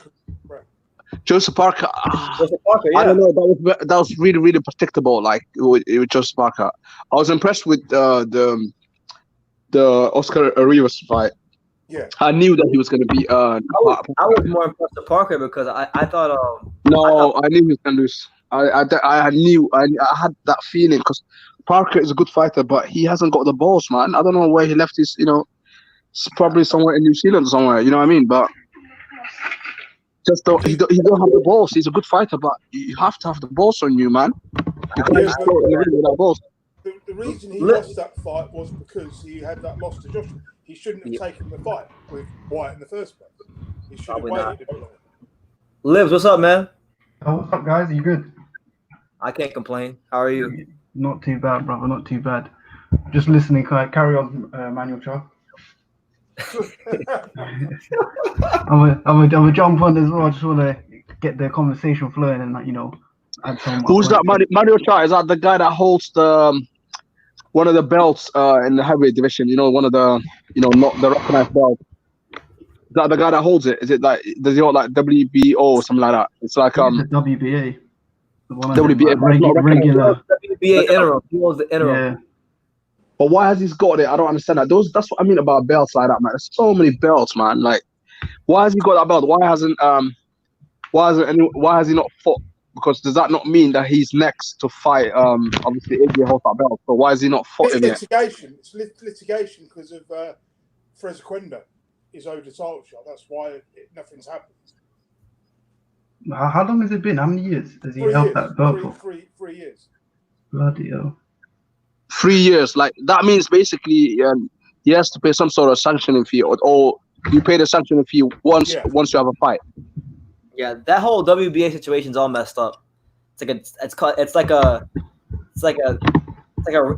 love triangle shot. You got Char holding the belt. You got Trevor Bryan there. Robert Helenius is now in the picture, and then now you also have you have a Kendo. You have Frez. Fast Frez is he's still around. Yeah, but he hasn't fought for 5 years. That's the only thing. I remember when I interviewed him I interviewed Frez Kendo in 2016, and when I interviewed him, he was like, yeah, man, I'm just so grateful to be here at the WBC convention as one of the top heavyweights in the world. Yeah. I'm like, really? Oh, Brandon, you live in Florida, innit? I live in Miami. Miami, is that part of the Florida, or is that not the same place? It is in Florida. Yeah, it's part of it's in the southern part of Florida. Oh, I've seen you interview like Rez Bo and other fighters. Like is it easy to interview people up there? Huh? Is it easy to interview people up there? I mean, I know everybody here, so like for me, it's easy. It's easy. I mean, honestly, for me, it's easy to interview anybody anywhere. Really, I don't have a problem anywhere I go. Oh, you got like press credentials? Is that what you got? Yeah, but I'm saying like even when I'm not at the fights, like if I could go to a boxing gym I've never been to right now, any boxing gym, and I'll just walk in there and I just get along with people. I don't know why, I just do. Wait. When you said you can walk in, like, do they not have security guards? Because I've never really walked in. Oh, like, at the fights or at the gyms? At the gyms. At the gyms? No, at the gyms, people are just there training. They're just there. Okay, so wait. So you're telling me now where Joshua trains there? Like, that's in Finchley, like London.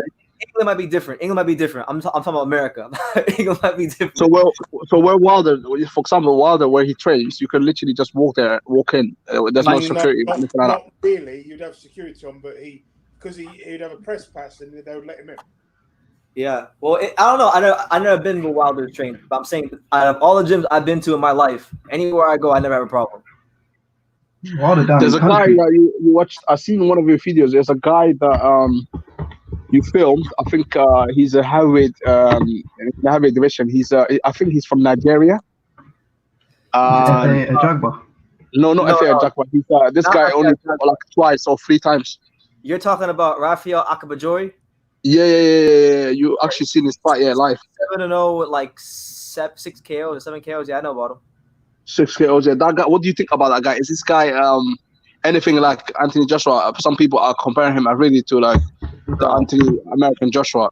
He is extremely raw because Akabajori, he was a college American football player and basketball player, and he started boxing late, so he's not really, he doesn't have like a good foundation, like he doesn't have a big amateur background or foundation, and I would actually compare him more to like his background, at least more to like a Wilder, because he's so unpolished, and he's probably even less unpolished than Wilder, because at least Wilder had the Olympic experience. He doesn't even have that, so he's got a long way to go. But he's big, he's strong. He's not, the guys are putting it in front of him. He's beating them, but he's still a long way to go. I mean, a long way to go. But he's like 6'8" though. Like that helps the size and the structure. But then again, the size doesn't matter. Look, Dominic Brazil, he's like what 6'9", or 6'8", wherever he is. You still know how to fight. He doesn't know. I mean, like he hasn't really learned the art of fighting yet. He's strong and he's raw, but he hasn't learned the art of fighting yet. So we'll see. We'll see how it goes. So what about the lower weight divisions? Like anything new coming out of the lower divisions? Like the bantamweight, like Inawi and I mean, is he not fighting Is it Kashmir he's supposed to be fighting? That's not gonna happen next because they're saying that because in Japan, Inoue can't get out the country. Like he literally cannot get out the country. So Casemiro's already in America because I actually saw Casemiro in March. He was training here, and then he went to Vegas to get climatized into the time zone and whatnot in the Vegas climate. So he's in Vegas right now, staying at his manager's house. So what Top Rank was saying they're gonna do is they're gonna have Joshua Greer fight Casemiro in the intermediate period.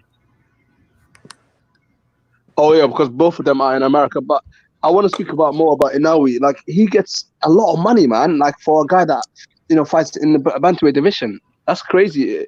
Does he always get so much money? I love him out there. I never looked at what he gets paid. What did he get paid? I heard that he got paid 15 million for his last fight. 15 what? 15 million, like 15 million at 1 fight. Wow. in Japan. Yeah, they love him out there, man. Well, yeah, that's boxing over there is like, man, it's huge. I mean, I think I was reading one time that Murata, he had like 40 million people watching this fight in Japan. Yeah, they rake it in out there. Their people support. They support their fighters, man. They really support. But it's like the Philippines. That helps the industry though, because when you look at the bantamweight, a lot of people might say that, obviously, like most of the boxing fans, they're casuals. Like I still consider myself as a casual, but I'm getting more into the lower weights now. I'm starting to. That's where That's where it's at. But for example, like when you look at the lower weight, 126, where Shakur Stevens, I think you was talking about him earlier. Yep. And the 126 is not bad. You got that's featherweight, isn't it? And then you got like light what's it called? Lightweight. Not lightweight. Like after featherweight, what is it again? Super featherweight. Yeah. No, not super featherweight. Light.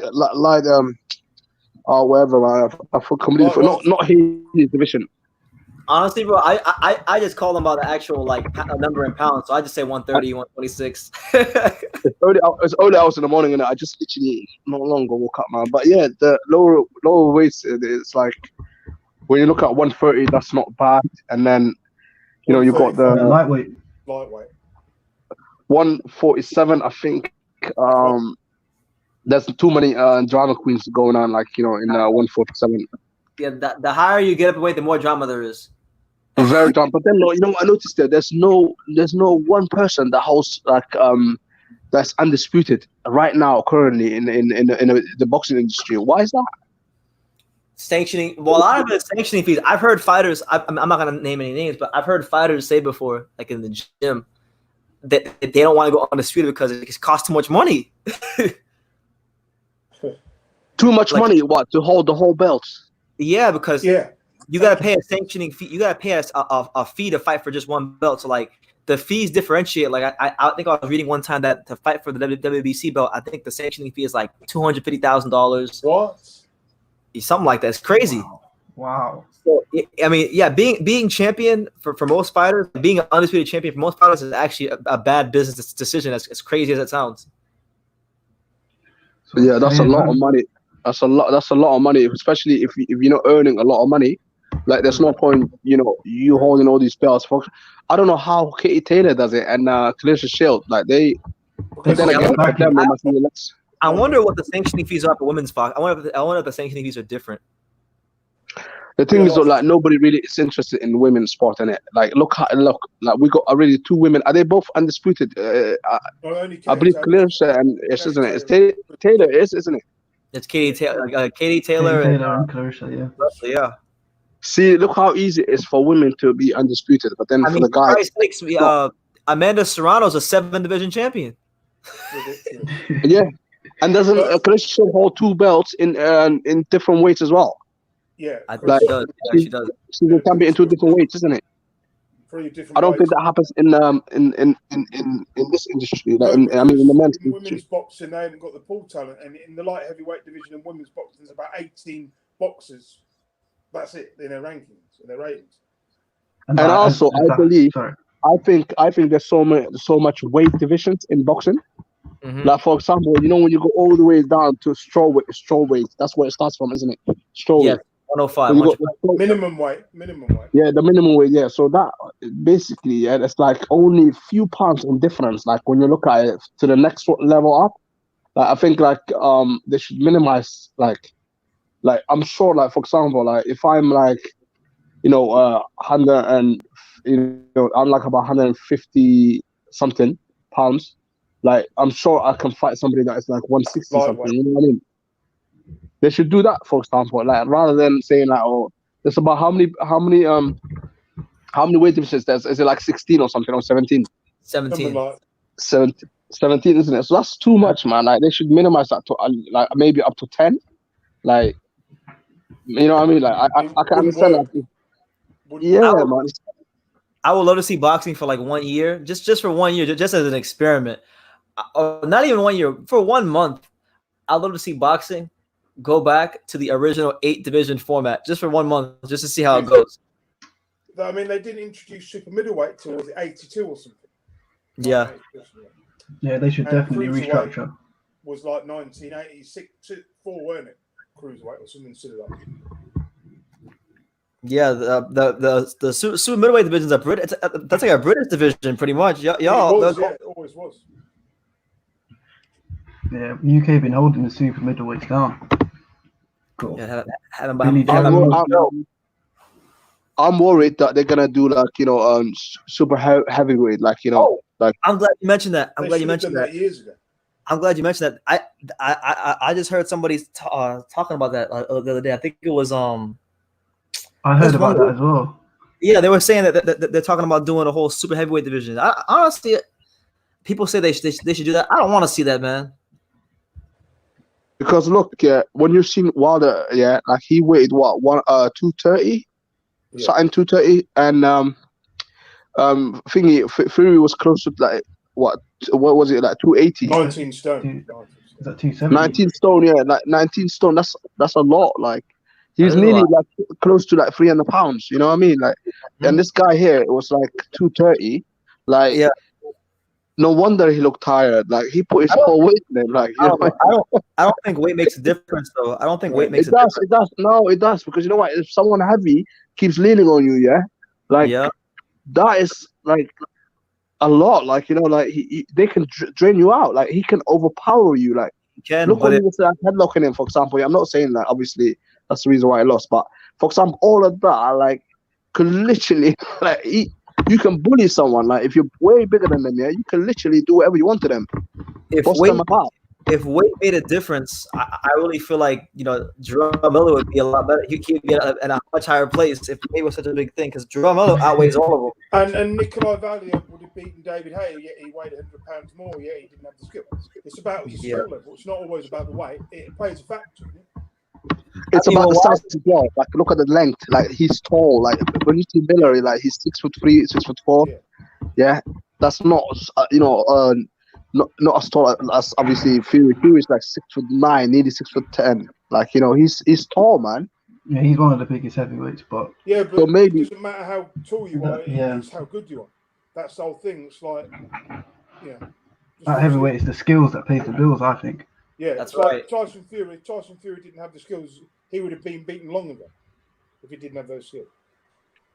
The thing is, though, he could have been beaten. Like, for example, like with Otto Walling, What do you think about that cut? Like, like if it was anybody else, like I reckon they would have like stopped that fight. But because of there's so much money riding on Tyson Fury, I think they carried on. Obviously, he was winning, clearly winning on points easily, but at the same time, like that car normally, any other fight, they would have said, "Nah, we can't continue due to like health reasons, for your safety." That was a great fight.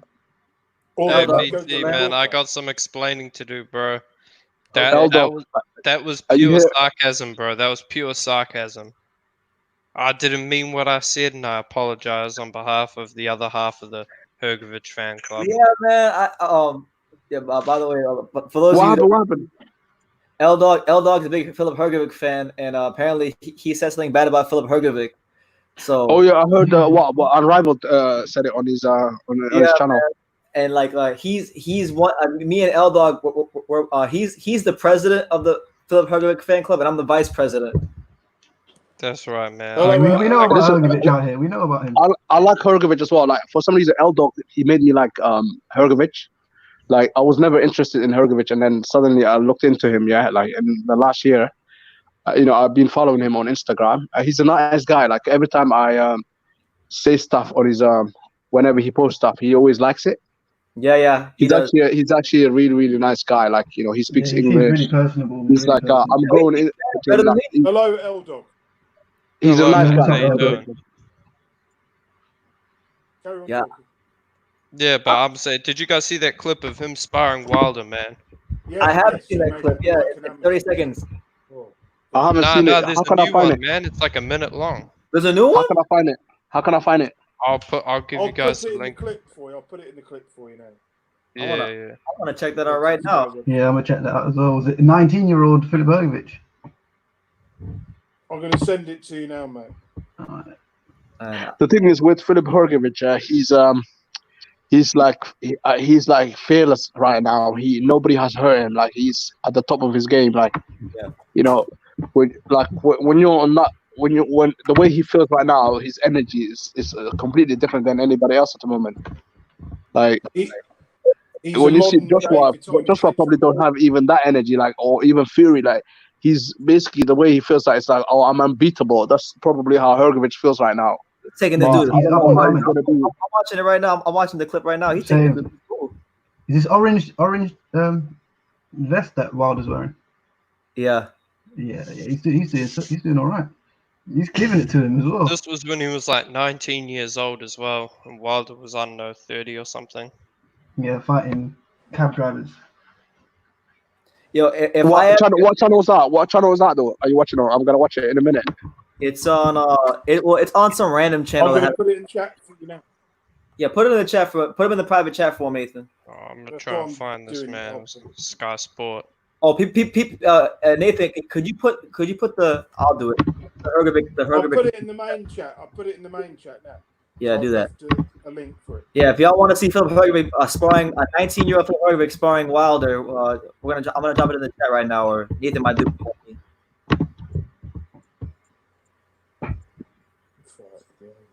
Let's see. Why has it not gone through? It's not gone through. Wilder back then had like his technique is still off. Yeah, I just dropped it in the chat, guys. So there it is. Brilliant. Yo, Elda, I can't when Filip Hrgovic fights again next, and I do my live fight reaction, I gotta have you on while it's happening. Oh nah, man! If he loses, this channel's about to be taken down, bro. You're about to hear 10,000 souls weeping, bro. I believe you. When's Hrgovic's next fight? Reminds me so much of Vitaly Klitschko. It's scary. That's a good thing. Yeah, that's a very good comparison. He's got that like stone cold killer look in his face. Like he's vicious. Yeah. He looks like Bruce Willis when he's all serious in that movie, The Hitman. I think in a year or two he will be winning a world title in about 2 years. He'll be a world yeah, I agree. Is Eddie Hearn promoting him, or has he got his own? Eddie Hearn. Yeah, but is he the main promoter though, or is he just fighting? He's sharing him with someone. I believe it's co-promotion. He's got his own promoter there, but is he? So he's not the main guy then. Eddie does it? That's right, Brendan. Need 2 people promoting, don't they? Callum Sauerland. Yeah, it's Callum Sauerland and Eddie Hearn. Eddie Hearn kind of just I'm not sure if Eddie Hearn formally promotes, but I feel like they just the zone platform. I feel the zone thing, yeah. Or just like Usyk, he's got his own promoter, but somehow Eddie Hearn's always involved, like the way he likes to be involved with everyone else's business. Yeah, well, it's kind of like Jerome Miller. Jerome Miller was promoted by Greg Cohen, but then he had a relationship with Eddie Hearn, so then he's got his own shows that way. But Greg Cohen was still legally. Greg Cohen is still his promoter, or was his promoter. Yeah, Bob said that the Hrgovic propaganda is reaching far and wide. That's right. It is, bro. Like that, we're going worldwide on this shit, man. Absolutely. We have to go to BFTB Boxing Stream and preach the gospel of Hrgovic. Hey, look, man. Hrgovic is a stand-up brother. You know what he does for the culture is second to none, man. Like, look, as a fellow black man, I'm proud of Hrgovic. You know. Oh man. Hrgovic actually, like, he's not even like he's not really white. Hrgovic, when you look at him, to be honest, he looks like Turkish. He looks Turkish, like. Yeah. It's kind of how I look, to be honest. Like just tan. He don't look like, you know, when you see a white guy, like, I don't think like, obviously I live in England, like I'm black, but at the same time, like when I see a white person, they're white, they got like dark skin. They've got a little bit dark complexion. Not all Croatian. You got a Modric that plays football. Most of them. You know, Modric that plays football. Yeah, a lot of the people who live on the coast, they look like kind of like Italians, you know, a little darker. When you see Modric and Rakitic, they look like proper white. But then when you see Hrgovic, he looks a bit like Turkish. Like he could get away being like mixed race, like especially when his hair is like bald. He looks like, you know, he's got like he's got a black dad or something. He did look like David Hay. I'd say he looks more Mediterranean. I'm not even messing about. Like that's how he looks like. Oh, then look, we've got a real opportunity here to market him to the LDBC. That's right. Yeah. Hrgovic is black. I feel like he descends from Albania or some sort. I think. Yeah, similar. Yeah. L-Dog, Hrgovic is our new king. Facts. 400 years. What religion is he? What religion is he? What religion is Hrgovic? Muslim. He's Catholic. Oh, is he Catholic? Yeah. Okay. Oh, I thought he was a Muslim. Nah. No, that's Beterbiev. No, that's Beterbiev and the other guy, Machito, he's Muslim as well, isn't it? Yeah, I think Machito as well, yeah. What was that press conference? Sorry, where Hrgovic was singing. That's just coming to my mind right now. Like he was singing with another fighter. That's where the first time I fully. About Gregory Corbin? Was that Gregory Corbin? I think so. Yeah. Yeah. No, he's a funny geezer. He's a funny geezer. Yeah, I'm looking forward to him coming back to Miami so I could finally interview him. I still have. Yo, L-Dog, it's crazy. I still have I had questions I put in my notes to ask him that day when I went to Mundo. I still have them. Oh shit. I still got them prepared. Well, look, man. Hopefully they put him in a good fight sometime soon. Yeah, I want to see him proper tested. You know.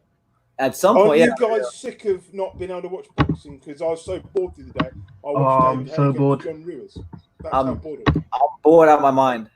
We're gonna be. There's gonna be a fight coming up soon in Eddie Hearn's plantation in the Metro headquarters. Plantation where he keeps the show. So he's giving the LDBC all the ammunition they need. No, but it's still like look. Look, if AJ is a slave, man, and he's getting paid $50 million, hey, look, sign me up, bro. I want to be a slave as well, man. Yeah, Eddie's doing his thing, man. He's doing his thing. No, but the thing is though, like, why did they not make it in like we've got so many fields in England, yeah, like you know, they should have just made it like in a big field and then everyone could just watch it from the outside. They wouldn't have got clearance for it. This way they can get away with it. I suppose that they already own the property. Like, there's a lot of the shit done. Yeah, they should. Yeah, they should have did it in Bristol City, P. Yeah, they should have done it in Bristol. Like we've got everyone here. We've even got Croatians are here as well. Like it's international. Like I'm telling you, man. Shout out St. Paul's, man. Shout out St. Paul's. St. Paul's, Eastern. It's an international gateway, and they're sleeping on it. Yeah, like it's like people don't understand like how big Bristol is, but obviously They'll know because we haven't got a Premier League team. Probably that's why, innit? Yeah, you got 2 teams though, 2 football teams, haven't you? We've got actually 3, but they're like in the lower teams. Actually, we've got few, but they're like in the lower tiers. But obviously, Bristol City and Bristol Rovers, like they're all main teams. I'm familiar with Bristol City, Bristol Rovers. But they're both garbage anyway. They always let themselves down. I agree on that. Bristol is that place next to Wales. That's how I kind of know it. What? You call it that place next to Wales? Yeah. Oh yeah, Wales. Yeah, Cardiff is next to us. Newport as well. Okay. That's Welsh. Like Cardiff is like basically half an hour away from here. You know where AJ fought, like in the Millennium Stadium. Yeah. It's only 30 minutes away from Bristol. Yeah. Yeah, England is so small. When I was thinking, I was like, wow. I feel like I was in a box the whole time I was there. England is tiny compared to America. I know. I'm gonna go again though next summer. I'm going next summer. England. Oh, where did you go? Where did you go though? Where was you in England? I was staying with my friend. I was staying with my friend in West Bromwich. Oh, that's in Midlands. Birmingham. That's basically Birmingham. Yeah. It's literally Birmingham and West Bromwich is literally the same thing, isn't it? It is. Yeah, more or less, yeah. Yeah, West Bromwich, Oldbury, Smethwick, all that stuff. But like, that's probably the shittest place you've been, mate. I know. Mate, I'd say the worst place to live, Wolverhampton. I lived in Wolverhampton for 2 years. Near where I was telling Nathan, I actually didn't mind it. I kind of like West Brom. It was all right. Oh, horrible. Yeah, I don't like. No offense to you, but like Midlands, like it's not my cup of tea. Well, I live in Northampton. You know Northampton? Yeah, I know Northampton. Yeah. Northampton's not too bad. Yeah, Northampton is slightly on the outside. It's not too bad. Yeah. Hey, so Michael 3232 says Hrgovic versus Ajagba. Well, I got Hrgovic smashing Ajagba into submission in about 4 rounds. Hrgovic smashes him. I don't think so, L-Dog, man. L-Dog, that's going to be a great fight, but I don't think that's going to be easy. I think the thing is with Hrgovic, he might put Ajagba down, but how's he going to cope when he gets up? Imagine like Ajagba is obviously going to be vulnerable. He's going to go down. Man. But Ajagba is one of those style of fighters, yeah. He will get up. No, bro. Ajagba will just keep getting knocked down, bro. He can't withstand the power and the but what happens to Hrgovic when Ajagba lands? Because Ajagba, his reach, he's got longer reach. Wait. Ajagba got longer reach than Hrgovic. He doesn't know. Look at that. It took 2,500 years to learn how to spell Philip properly. Nah, spelled with an F, mate. That's right. But listen, I think they shouldn't do that. Like, I think that's too risky for Hrgovic's career. Like, hell no, that's too risky for Ajagba's career. Yeah, I don't think Ajagba would take that. I think Ajagba after his last fight. It's a. Look, I like Ajagba more than most people do, but the fact is, he's very green. He needs years of experience. He's only 25 though. You have to remember that. You know Hrgovic is what is he? 28. Yeah, but what I'm saying is his experience level. What Eldon's trying to say is the experience level because he's nowhere near the level of Hrgovic yet. He's about 2 or 3 years behind. When you look at Ajagba though, like Ajagba, he tried to play football. I think he got into the sport in 2011. Like it's not that long. Like when you look at it, Hrgovic obviously he's been like he's got better. Ajagba, no, not Gerald Washington. That's taking a mic. Ajagba better version. Ajagba, I think he's got better potential than Washington, but I think he's around the same level now. Brazil kind of level. I'm convinced that he can easily knock out Washington. I'm convinced he can take out Charles Martin. Konaki, of course. No, not yet. Charles Martin might be a risky fight because you've got a tall southpaw. I think Charles Martin will fold him up. Charles Martin is underrated, bro. Coming up, man. Charles is coming. Charles Martin is coming for you fools. I'll tell you a fight I want to see: Joe Joyce versus Ajagba. Let's see it. Oh. Yeah, I think Joe Joyce was too risky. That's too risky. Joe Joyce. I think Joe Joyce. There's something about Joe Joyce that's very risky. Like I wouldn't Even Hergovic, I wouldn't say fight. Didn't Georgios beat Hergovic in the amateur? No, Hergovic beat him. It was a close fight. Wait, no, Georgios got beaten by Usyk, but then I think Georgios got the decision. But George I got thought the Hergovic decision, won, man. It was like a split decision, you know. People thought it could have gone either way. But in that way, though, like he lost against Usyk, Georgios, but then he beat Hergovic. That's weird, isn't it? Yeah, but Usyk is a special boxer, man. What you need. But listen, Usyk though, like, what do you guys think of Usyk? I'm not really sold yet, man. Like, I'm not. Heavyweight? Tell it to me. We don't know because he's only fought one fight. He's all right. He looked really terrible against Witherspoon. Like, I was really like, I'm worried about what's gonna happen with Chisora. Like, if we get a Chisora that's, if Chisora is determined and he fights the way he fought against, Dylan White, the second fight, and against Takam, like, what if one of those wild punches, land on Usyk? Like, how's he gonna handle? Because what I've seen Usyk go down previously, like in the cruiserweight division, like, I don't know, man. He's never been knocked down, bro. I'm really worried about Usyk, like, but we'll see. He's good. He's a good fighter. Bro, I think he'll beat Chisora, man. Chisora's tough, but let's just be real, he's not a top tier guy. He's limited. He's always been limited. He's limited, but at the same time, he's got a heart. This is like a different type of Chisora. Like, obviously, like they're saying now, if he's gonna fight abroad, that's not a good thing for Chisora. Like, when he fights in the O2, like, the energy of the fans, they like him. The English, they love him. They get drunk around him. Like, they like his, behavior. Like, he gives people good time. Like, they all get up to see him, like in the O2 arena. Yeah. And when they all turn up, like, I think they gave him that vibe and the energy. I think he could actually beat him in the O2. There's outside the O2, you need to understand about Chisora. If he'd had the training he's got now a decade ago, he would have been a world champion. If he'd had David. I agree. Yeah, I agree with that as well. It's just a little bit too late. That's it. He's prolonged his career a bit too much, I think. But a decade ago, I don't think so though. A decade ago, I think Usyk would have knocked him out within 2 rounds. Like, I think this is a different type of Chisora. This Chisora, he's smelling money. He's smelling AJ. Like, he's close to the money. He's getting like. Chisora's a dog, man. He's a real fighter. He's whispering to his ears like, "One more fight, like, come on, like, one more fight, take this guy out." Do you know what I mean? If it wasn't for Hay, he wouldn't have been in this. He wouldn't be in this position he's in now. If it wasn't for Hay's clever matchmaker. Yeah, Hay has managed him very well. Very well. Hay's a very good manager. Haymaker Promotions is making moves. Actually, no, let me take that back a little bit. But he's good for Chisora. Hey, PC Jacob, he says Hergovic versus Michael Hunter. Let's go, bro. That's a good fight. I'm calling for that fight, bro. I love that fight. That's a great fight. That's a great fight. I've been saying make that fight the winner gets Dillian White.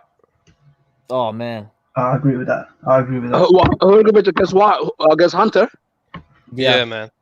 Hunter, man, like, Hunter, I know he lost against Usyk, but like how he took out like Bakodi, like, Hunter, he's actually got heart, man. Like, he's a threat. I don't know about Hunter. Like, against Povetkin, I thought he was gonna get knocked out. Like, he was gonna lose that fight, but he should have won. Yeah, like, Hunter showed me a different side to him. Like, Michael Hunter, he's a problem, man.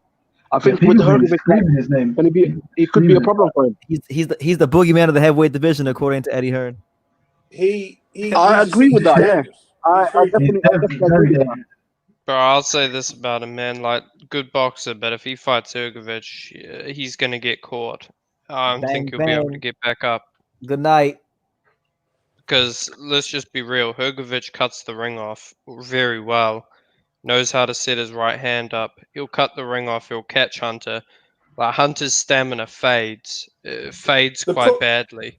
And I think when it fades, boom, you're going to get caught and knocked out. By the time Hergovic wins a world title, Michael Hunter will be long gone from being a contender, won't he? He'll be long. Yeah, he'll be quite old. Wait a second. I agree. I agree with PC Jacob. Michael Hunter is the next American Hope. That's right. I'm getting behind Michael Hunter. He could be. Unless he fights Hrgovic, then I gotta go for Hrgovic.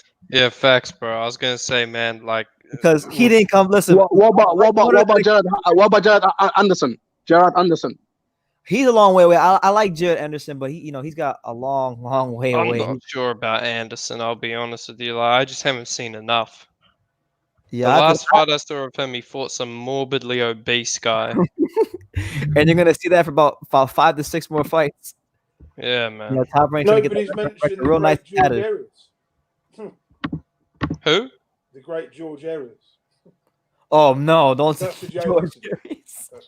Hey man, look, the next American great is Marcellus Wilder. All right, Marcellus Wilder is like his brother, but even better, bro. Stop. You're taking a piss now. But listen, like I was saying, like like do you think like you know about Hunter? Yeah, like you were saying he's gonna get knocked out by Hrgovic, yeah, but. I was gonna say, like, do you reckon he's got more power, like Hrgovic? Has he got more power than Povetkin? No. I actually think Povetkin has more power. Yeah, he's bigger. He's way bigger. No, but has he got more power though in punching? Yeah, I think so. I think so because he's bigger. I think he's a more accurate puncher than Povetkin. Bro, I'll say this: he's bigger and he's younger. That alone gives him physical advantages. And he's more accurate. I think actually Povetkin, he's still dangerous in the division. Like Eric Molina said that Hrgovic was the hardest puncher he ever fought, and that's including AJ and Wilder. You know what? They should make that fight actually. I forget even Hunter. Why did they not make the fight Povetkin against Hrgovic? Let's see. Because he's still developing. He's still developing. Bro, I think Hrgovic called out Hunter, Povetkin, Dillian White, Derek Chisora for the AJ undercard, and they all refused to fight him. They don't want no smoke. They don't. Like, I understand money is a part, but at the same time, like, it is what it is. What do you? Okay. Let's let Hrgovic fight like a tune-up, yeah, like someone like Hellenius or something like that, and then. Like let him fight after that. Povetkin. Let's see where he's at. Like if he can take out Povetkin in a dramatic fashion, then we can say like Hrgovic. Like you have to speed him up because Hrgovic, like his age. He's 28. Like obviously. I want him to fight Michael Hunter. I want him to fight Michael Hunter next. I think he'll beat Michael Hunter next. I think he'll beat Dillian White next. But in the eyes of the British people, like. Povetkin, he's known like really well. Like if he fights Povetkin, that shows that this guy, like they're gonna be like, this guy he beat Povetkin, like let him fight AJ. They're gonna 40 years old. He's not the fighter. Yeah, I know he's 40 years old, but the name itself, Povetkin, like his name is like quite a big name, Povetkin. It is, yeah. The Russian assassin, like he's.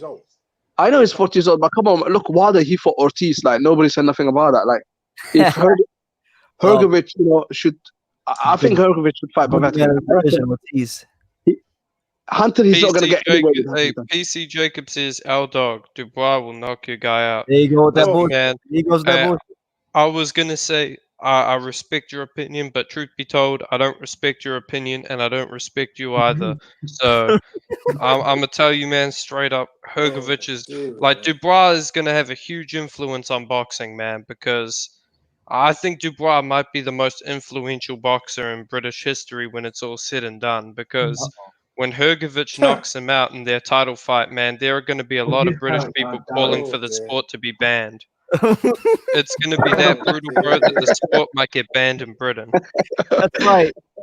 All right, okay. Now you're basically like chatting a lot of wind. But listen, Dubois and Hrgovic, I don't think we'll ever see that fight. And the reason why I'm saying it is because like different stages in their career.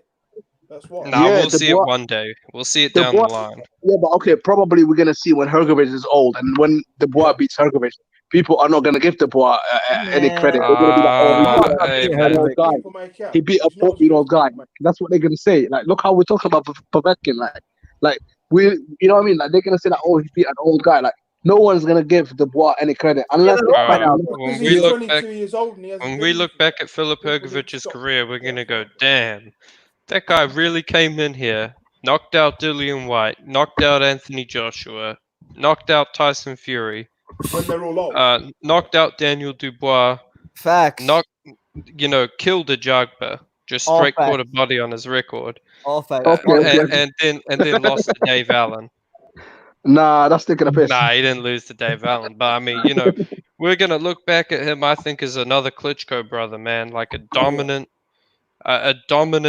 fighter who reigns quite a while in the division. I'm not saying he'd be unbeatable, but I think he's gonna have like a Klitschko-like reign. Yeah. I'll tell you what, though. I think after this current crop of heavyweights, we might go for another weak era again. Yeah. Yeah, maybe. We could do. Not if Jared Big Baby Anderson has anything to say about it. The real big baby. The real big baby. Next you'll be telling me Jermaine Franklin's the next big thing. He is. Bro, how did American boxing go from fucking Muhammad Ali to Jermaine Franklin? Like, I was asking man. this question to my mate the other day. I actually can't believe it. Jermaine Franklin. I don't know. Upcoming guys, like, let's say heavyweight. Jared Anderson, and Jared Anderson. Somebody told me about America. Like Americans are not really really interested in boxing anymore. It's like the reason why. Maybe the most popular sport. Maybe it's like obviously you got basketball, you got NFL, you got baseball. Like you got other sports that you guys concentrate on. So your talent is going elsewhere. Like that's why like you're not really producing the talent. You know what I mean? It's really yeah, you're right when you say that, but I would say it's a lot of it is how things are structured here, like with college sports. So like a lot of the kids that when they're growing up, they don't want to box because they're like, well, why would I box when I can get a scholarship and play football? I can go play basketball and get a free ride and get free education. There's no scholarship. Why do you want to get punched in the face for like not a lot of money? Like, because in boxing, like not everyone is on a lot of money, like, unless you're at the top. At the top, most kids that box in America are just from they're from the gutter of the most gutter places in America. From the ground up, yeah. Ground up. I mean, is it true? Like in America, like if you want to be a boxer, you could just walk in and like start training, and then you can get into boxing much more easier than any other country. Wow, no, that's I don't know who told you that. That's not true. That's actually tough because like you can walk in the gym and obviously train. You can do that anywhere. You can do that in England because in England they have gyms where you can just go and train. But as far as competing, I mean, in America, it's still difficult. Like even though the American amateur system isn't what it used to be, it's still difficult to make the Olympic team. It's very hard. It's very hard because it's still a big country and there's still plenty of talented fighters, especially in like the lighter divisions, like like 130, 140, 147. Those divisions are hard to make the Olympic team in. Heavyweight. Yeah, but I'm talking about the heavyweight, yeah. Oh, heavyweight, yeah. Heavyweight's a bit different right now because it's pretty thin. There is this. I'm gonna tell you, there is this one fighter. There's this one fighter. Nobody knows who he is right now. I'm not sure what he's gonna be when he's a pro, but I think he might be a heavyweight. He's really young. This guy might be something if he turns out to be heavyweight. There's this kid named Najee Lopez. I don't know if L-Dog. Is he Latino? Never heard of him. He's a black guy. He's half black and half Puerto Rican. His dad's Puerto Rican, but he's really like, you look at him, he's just like a black kid. Let me tell you about this kid. This kid right here, he hasn't turned pro yet. He'll probably turn pro in like the next year or so. But I've seen him spar. I've seen him spar heavyweights, ranked heavyweights. He has no pro fights. I've seen him spar ranked heavyweights and shit out of him. Okay, one question. How tall is he? What is he now? He's gotta be at least. He's young though. He's like 18. He's like 6'2" maybe right now. Yeah, I'm looking at the video now. It's gonna be a garbage man. Hey, what's his name? No, I'm telling you right now, he won't. I'm telling you what's right now, he won't. Najee Lopez, Najee Lopez. Yeah, I'm he's gonna be absolute after garbage. Oh, I gotta see how tall he is because I don't. If he's 6'2" now, I don't think he's gonna get any taller. More, maybe the most he's gonna be like 6'3", 6'4". I doubt it. Actually, I'm not even sure he's gonna be a heavyweight because right now he might be more of a cruiserweight because right now he's. I'm trying to see when he was born because he's fighting as a light heavyweight right now in the amateurs, which is 178 pounds. But I forgot how old he is. He might be younger than I think. Like I actually have a video of him sparring on my channel, and I interviewed him. I'm literally watching that right now. And then Jared Anderson? Yeah. Yeah, he fought him in the amateurs. He fought. I never watched that fight, but I know he fought him, and I know he did pretty good against him, but I think he lost. Yeah, because look how big Jared Anderson. Jared Anderson is a lot bigger than this guy, though, isn't it? Because this guy, what, is 6'2"?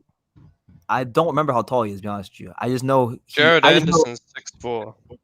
6'4". Yeah. See, so he's a lot more bigger, and plus this guy is like heavyweight. You're talking about a light heavyweight. Like at the same time, the way you're saying it's like he's. I don't know, man. Like, look, I've seen Puerto Rican. Like, there's no hope there, man. Like, just don't worry about that guy. He's half Puerto Rican though. And half what? Half African American? Yeah. I don't know, man. I just. I'm not. Really, Puerto Ricans can't be heavyweights. What you trying to say, champ? I don't know, man. It's just I'm not. I just gonna be like brutal honest. I don't think he wasn't. I'm watching this fight with Jared Anderson right now. This one 2 years ago. He wasn't. Yeah, he's about the same height as Jared Anderson. I don't know. We'll see, man. Like I don't know. Like you said, like America basically. Like no, he's doing his thing. When it comes to heavyweight division, like Americans, like it's. I don't know, man. I'm just telling you, man. I'm giving you that name in advance. Give you that name in advance. You're gonna hear about it soon. But if he wants to develop, I would say just move to the UK. Like just start developing now like, in the UK. Why would he need to move to the UK to develop? Because I think there's more chance of him becoming the big time. Look if he look didn't want yet. It's not even all that. And look how big he is. But like in America, you got a lot of good sparring, man. Like a lot of good fighters train in America. All the Brits come here to spar. All the Brits come here to spar. Hey, Hrgović goes to America. I mean, Tony Yoka goes to America. Joseph Parker goes to America. I mean, all those good, America's the training ground, man. Huh? Yeah, but who did they spar against though? Like you saying like they all go to America and they spar and all that, but like who spar each other? Which fighter? Is it because of the warm weather? Is that why they're not like that's part of it. in Europe? It's the warm weather, and the majority of the elite fighters train in America. Great trainers are there as well. Like quality trainers, quality sparring partners. More sparring partners. It's a training ground out there. If I was a boxer, that's what I'm going to America. I'm baffled now because like. Are saying like America, this, that. The training is good. The they got better trainers and all that sort of stuff. And there's no elite like heavyweight getting produced. Like what's going on? Like, do you know what I mean? Bro, there are better trainers in America, man. I mean, who are the great trainers in Britain at the moment? If you want to keep it real, Tyson Fury had to hire an American trainer to whoop Wilder, the way he did. He didn't do that when he had Ben Davison in his corner. I mean, look, Freddie Roach, Robert Garcia, Pedro Diaz, all these guys.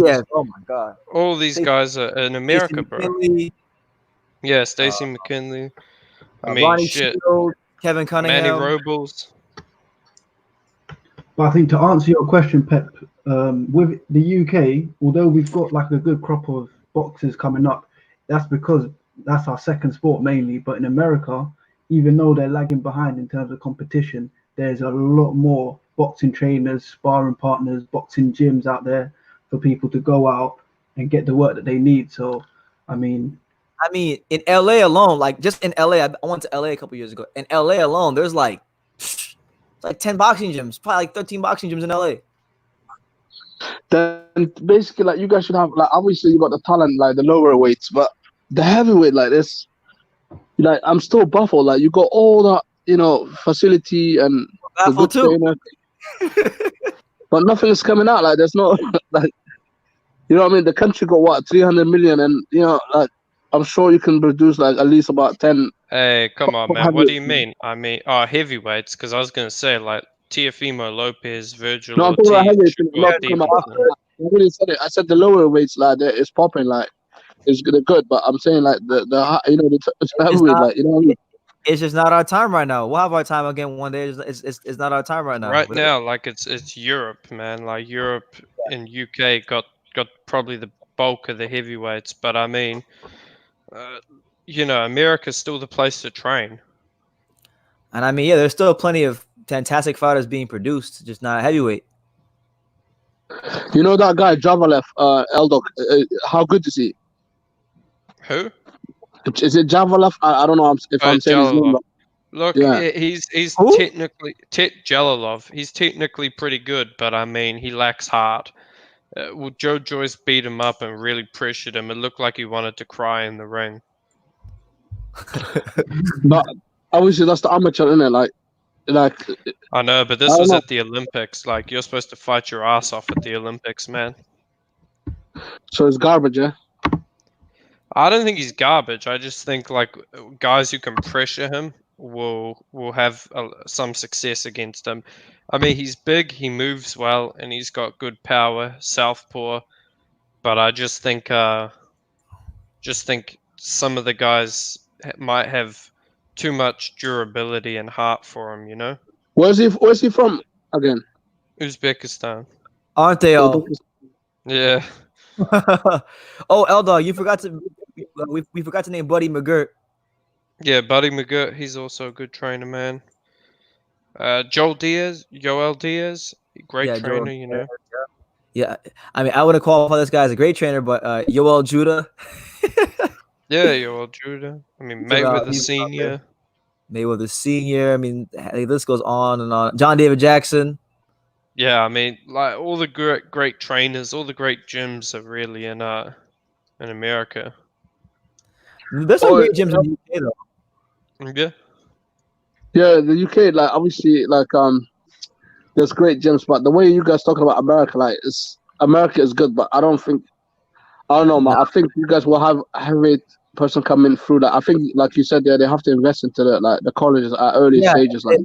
It comes down to investment in the amateur programs. That's why all the other countries have surpassed the American amateur system. Because, like, first of all, look Croatia, like how small it is, and they got already Hergovic. Like Croatia, it's like people know Croatia only because of football. Other than that, they would never have talked about Croatia. That's true. Yeah, I mean, they got good athletes. Yeah, like they got good footballers, like absolutely, like amazing footballers. Some amazing footballers. Yeah. They beat England, man. Like even though England should have won, but I watched. It was great. Eastern Europeans got that heart, man. They got the heart when it comes to football. Yeah, actually, no. Actually, England always beats the Eastern Europeans. They somehow struggle against like Croatia, especially when it comes to when it matters. When it doesn't matter, it'll be the same with your heavyweights as well. Uh-oh. It'll be the same with your heavyweights when it comes down to it, man. Nah, this is a selfish sport. This is individual. Like with football, obviously you got like a lot of cowards playing with each other. Like, but hey, you know how Devin Haney said a white boy will never beat me, bro. A British person will never beat Filip Hrgović. Facts. Right. We'll see. Who are matching up with Hrgović from the UK? What's his 5-fight plan? Like Michael Hunter, Dillian White, winner of Joyce Dubois, title shot. Yeah, he's going to the Hall of Fame when he wins all of it. Why do you want Michael Hunter so bad? I don't understand. Like your obsession with Michael Hunter. It's a good learning fight for him, man. That's a good fight. That's a good fight. I think it's a good fight. Yeah, but that's learning fight. But that's a dog fight though. Like, do you really? Because imagine if Hunter can't hurt him, bro. Hunter can't hurt him. Yeah, but imagine I'm saying like let's say Hrgović wins the fight, yeah, and then like he wins on points, but then he got roughed up by Hunter. Like he could take away his heart, like he could soften him up. It's a learning experience, man. Yeah, but what if he softens him up? Like what if he wins, but then he becomes a bit soft and a bit more cautious, like more boring, like how the Klitschko were. Like you don't want that. Like, I think he smashes. Sometimes you can be careful. Look at AJ now, for example. Yeah, like he used to be like the machine. He used to knock people out, and then now he's like cautious. Like now the guy he used to be. He used to criticize Tyson Fury for boxing around the ring, and now he says I wanted to show fans the sweet science of boxing. No, I don't respect that. He's running. Yeah, but they all chat shit though. Like, look at for example, Fury. He says one thing, then he says another thing. All boxers do it. Wilder does it.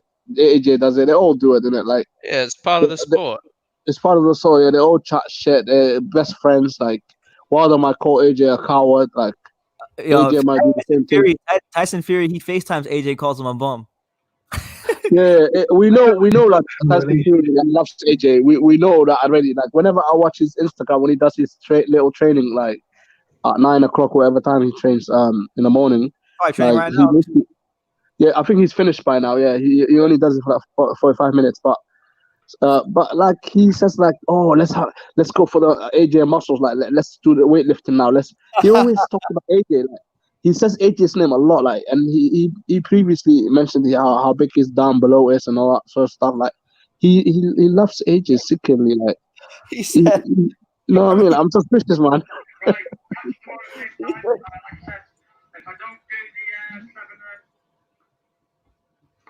This man said he's got a big hawk. I'm sure of it. I wish I had it.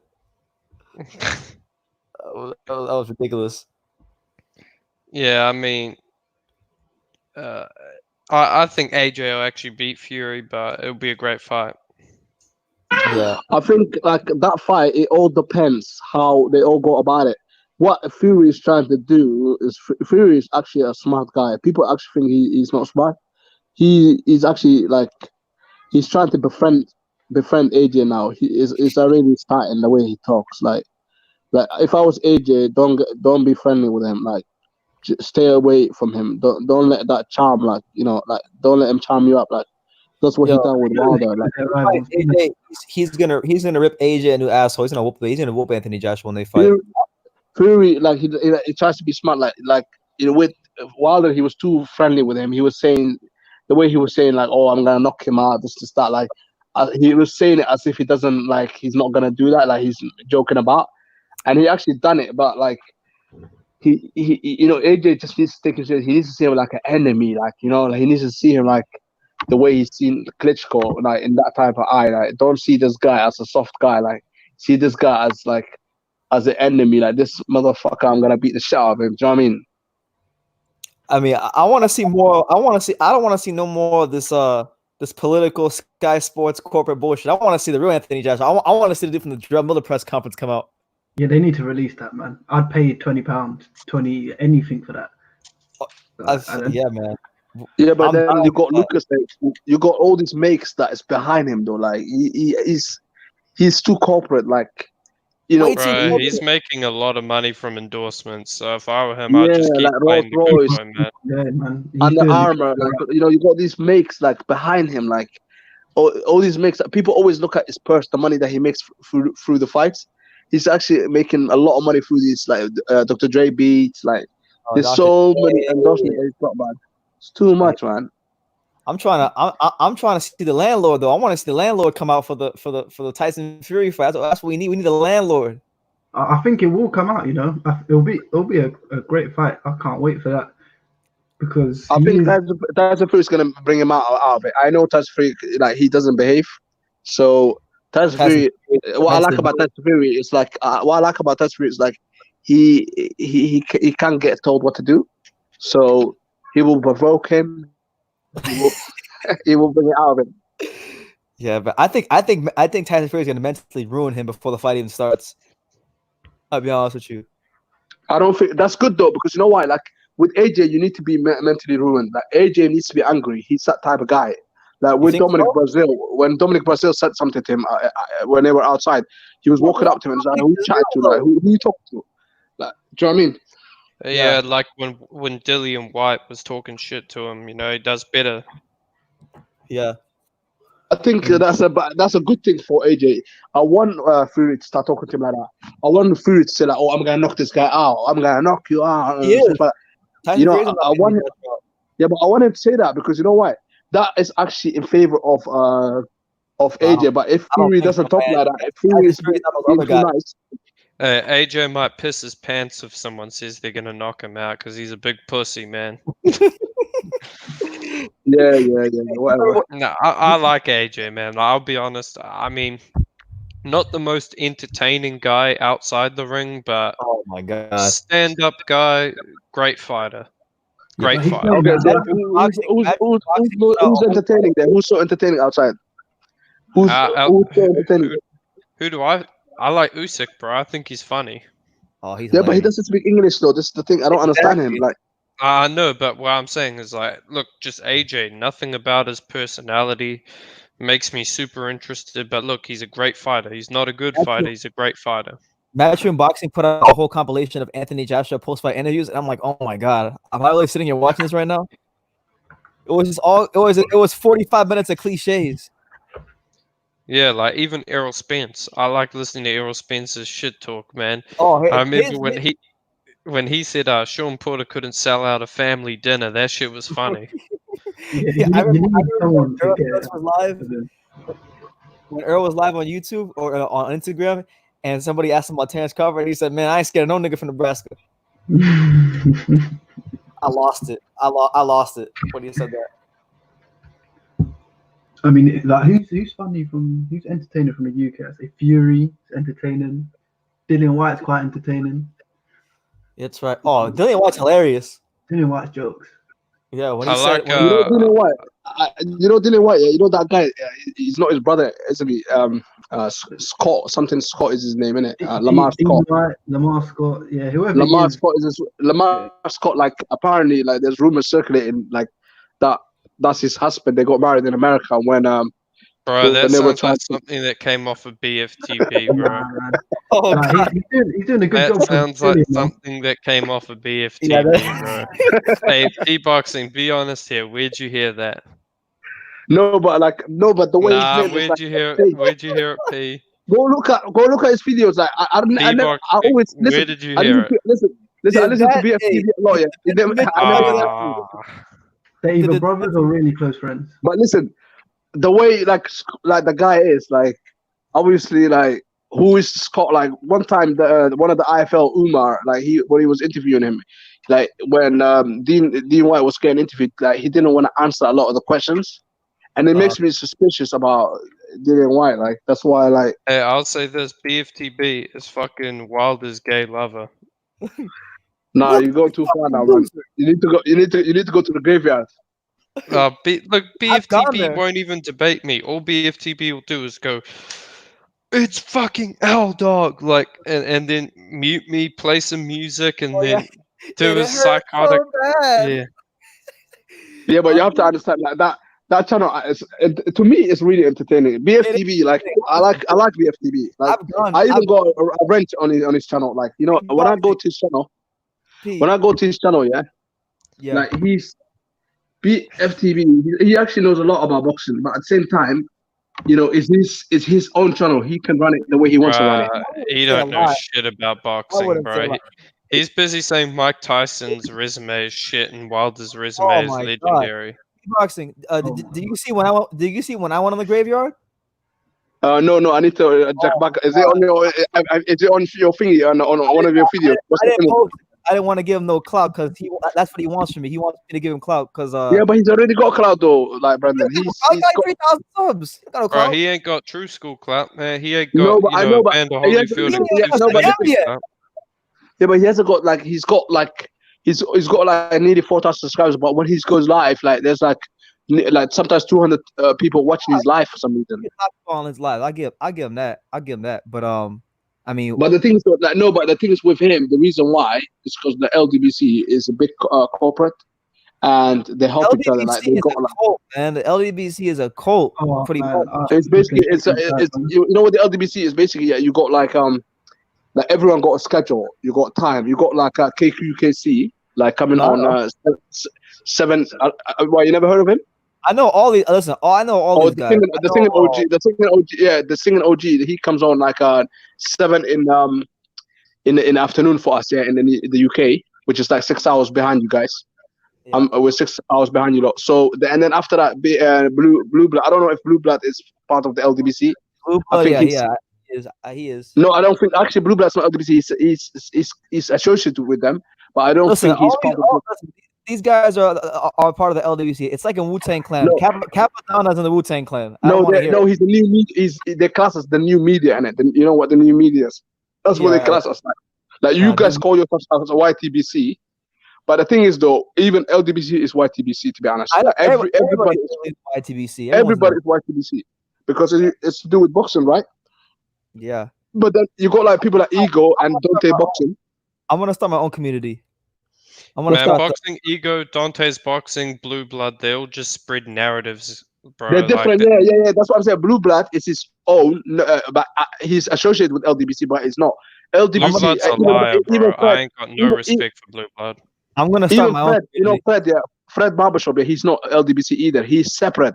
Like, cause last time when he had that guy, when he had that guy on the show, what's his name again? The guy, he's supposed to be. Say that again. No, no. Another guy. He had a guy like quite a popular guy on his show. He's black. Yeah, Whitlock. Yeah, just Whitlock. Basically, Whitlock is supposed to be a coon, and he gave him a lot of airtime, and a lot of LDBC was not happy about it. And some people that I actually know from the LDBC were saying Fred is not LDBC. He's associated with us, but he's not. Like, that's what they were saying. Like, I'm not LDBC, but I'm associated with them as well. Like, you know what I mean? It's just, he's just, you know, on his own. Like, sometimes it's good to be. Fred is a sellout, man. He is a sellout. Technically associated with the LDBC since we're in the YTBC. So what group? What? So you got the NBBC as well. We know that. I don't even know what that is. I don't even know what that is, man. I'm a lone wolf. That's the best thing to do, man. Because you know why? Like, people like, the thing is, when people form a group, yeah, like in Bristol, yeah, we got like a hood, yeah. Like, I never used to be part of the hood when people used to give themselves names when we were kids. Mm-hmm. Like, people used to be like, oh, we're this group, we're this and that. Yeah. I used to be like, no. I don't want to be part of the group. Like, I've always been like that. I don't want to associate myself with a group because there's going to be a disagreement, and then you're going to have arguments. So that way, like, oh, you're not part of the group anymore. That's, you know what I mean. And then that's why you have to be smart. You can't be part of a group. It's better to be like on your own. Be good with everyone, and that's it. It's as simple as that. Yeah, I'm gonna start my own community. I'm gonna call it the A-side boxing community. Let's go. Hey, Libs D1. Do you have a channel, bro? I think I know you, bro, but I've been in the comments, but like, I don't have a channel. I've just, I just follow the real ones like True School, Counterpunch Boxing. I like some of Bruce MF Vane stuff. He's quite funny. The thing is, Counterpunch Boxing, is that the guy? There's two Counterpunch Boxing, isn't it? Bruce DeVille, I think his name is. I got a bone to pick with Bruce. I like Bruce, but I got a bone to pick with a video I just saw. This man did a whole video about, I guess, how HBO was. Nah, that killed me. He put Roman Gonzalez in there. That's disrespectful. I ain't told him. Like, Roman Gonzalez shouldn't have put it in there, but the voice was A1. Like, that was perfect. Oh, it was great. That's great. Like, the voice had me flipping dying, man. Oh my god.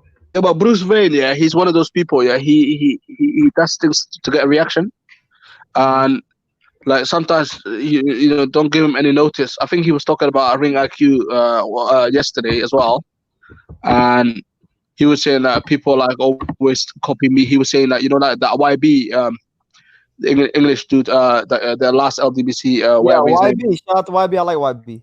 Yeah, I don't like him because you know why? He lifts off the LDBC, and I don't like. I think that it's like me saying, "Oh, the last True School Slayer." Like nobody will ever. I create.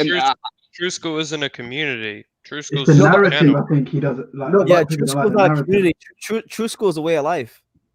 Yeah, but that's what I'm saying. The point that I'm trying to make is that he's living off other people's names. Like, I know what you mean. His videos is like his content is like easy to do. Like any of us can do it. Like, we can easily like create a channel that's like that and start recording Blue Blood and stuff like that and talk about what he does, and that's not really a content. People find that funny, I guess. Couldn't you say it in a way though? Couldn't you say that BFTB kind of does the same thing? In a way. In what way? Like how? Give me an example. Okay, the Petty Files. This thing called the Petty Files, and He lives off of I mean, he put L Dog in the video. Yeah, bro. He Yeah, clout but chased.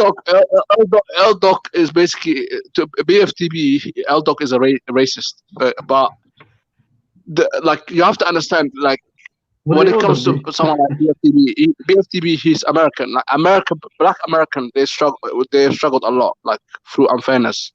And I'm not in their shoes right now because in England it's completely different. Like in England, like as a black person, I get along with white, black, yellow, whatever you are, we're all fine. But in America, the feeling that I get in America is like, you know, America is so behind. Like you guys are probably 100 years behind us. Like You think so? so.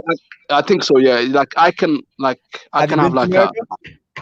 No, but the reaction that I'm getting at, like, you know, like, you know, right now I can go to a countryside, yeah, where it's only white people and I'm the only black person, and nobody will like look at me funny, like, you know, they just gonna act normal. Like, I don't know about that one, man.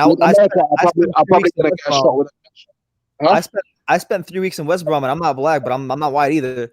And I got my fair share of crazy looks when I was in the UK. Like, yeah, but the thing is, the UK, you think so, racism, but your life's not in danger. Like, for example, when you hear like shootings, stuff like that, when you hear like KKK members are part of the police in America, like, it's shocking. Like, America, of course, you guys are 100 years behind us. Like, we will never have like KKK, like the police. I really think you have a misconception of America because of the media. No, but the thing is, though, like, why so many young black Americans always get shot by the police? Like, that happened once in the UK, like back in in the UK. So again, that happened in 2011, and that was a riot. Yeah, the riot that happened in London, but the riot, you know, reached the whole global, like the whole UK. The UK is even Bristol. Small. The UK is incredibly small. Yeah, but the thing is, so basically everywhere was getting damaged and everything just because this dude, like, he was mixed race. He's the same color as you, yeah, like, yeah. But he's mixed race, yeah, like, and he got shot by the police. I don't know what happened, but the whole country went mad. Like, you know, the police car was getting burned out. Everything was out of control. The police was scared. Like, can you believe it? They were running away from their cars. Like, this is like that black kiddie, yeah, that died, yeah, a couple of months ago. So, yeah, like, if that happened, you think their house would still be up there? The camera is up there. Like, I don't understand. Like, you know, I mean, I'm not taking any sides. We don't even know what happened. To put it in a good way, like, we all get along in England. We're all lovely, doubly. No, there's no, like, there's probably racism. Of course, there's racism, but it's not that type of racism. I would say, like, the level that you guys are, like how high it is. It's not even that bad. Honestly, bro, it's not even that bad. It's just the media. Yeah, but you're in Florida. Florida seems like a nice place. I've lived in states probably whiter than most cities in England. I lived in New Hampshire, bro, one of the whitest states in the world. Yeah, but is that like a posh place though? Like, is it like a nice, richy place? It's not a posh place. The freaking in New Hampshire, it's a blue collar state. The state's main source of income is granite. I don't know if you know granite, but like what they use for, like, the countertops and shit. That's their main export, or the main thing they profit off of. It's a blue collar place. I lived in New Hampshire. I lived in North Carolina. I lived in Texas. I lived in Texas, bro. Texas could be its own country. I don't know, man. It's like America's too big. That's what it is. And the UK is like, bro. America is. I kid you not. It's like 30 countries in one. It's like all these different worlds in one. I'm not even. For example, okay, you know, hey, let me. I'm gonna jump off, man. It was great chatting to you. Absolutely, Eldo. See you, Eldo, man. Take it easy. Okay, for example, for example, like if you look at okay, for example, Donald Trump, I don't think he his reaction wasn't all that, like, against that kiddie that got killed, or Prime Minister Boris Johnson. If that would have happened, you know, he would have been under scrutiny. Like, he would say, like, oh, bring them out. They would be going in courts. Things would have been a lot different. Like, I don't know. The system maybe is different. I don't know. The police, like, I don't know. You guys have, I don't know how many years. Maybe 100 years is a bit too much, but something you guys are behind for sure. We're behind. Behind in terms of like when it comes to race and all that. Yeah. Nah, I disagree with that one. 100%. I would say that, because from what I'm hearing, I spoke to a lot of black brothers. You come for yourself, man. Like I had my, but like, I'll be honest with you. When I went to England, I thought I was gonna get stabbed. I said, man, you know what? I should bring a knife just in case I don't get stabbed up. When did you go? When did you go in England? I went to England in December. I spent 3 weeks in England. December this year. 2019. Yeah, I was in England. I was in England from December 4th, 2019 to December 7th or 8th, something like that. Oh, but you went. Did you say you went to West Bromwich? Yeah. I spent some time in London, but I spent the majority of my time in West Bromwich. Yeah. Okay, where did you feel intimidated? Where did I feel intimidated? I don't feel intimidated anywhere I go. No, like, even in London. Mentality. Huh? Oh, you felt intimidated in London? I never feel intimidated anywhere I go. Not London, not Miami. No, but you said no. I'm saying like when you were in England, you said you felt like you wanted to carry like a knife, like to protect yourself. When I was in England, I do remember I got like any time I went anywhere, like anywhere. It didn't have to be in West Brom. It could have been in London. It could have been in West Brom. Could have been in. Anytime I went somewhere, I would just get a funny look because I don't look like most people in West Brom. No, you can't say that, because you know why? Because people like. I know how you look like, Brendan. You no one would know like the difference of where you're from, like, unless you spoke. When I open my mouth and I start talking, they know I'm not British. Yeah. But then no, not really, because then there's a lot of people with different accents. Like you got Asian people, they got their own accent. People speak like more than 3-4 languages. Like I speak like 3 languages, so like it don't mean like necessarily. Like I think it was paranoia. I think 100%. Like I'm not a paranoid person, to be honest with you. Like I've traveled a lot. Like England, yeah, like no one would harm you. Like who would harm you unless you looked at them in a funny way. I'm just telling you, man. I'm not a paranoid person. I travel a lot. I'm not paranoid. I know when somebody looks at me funny.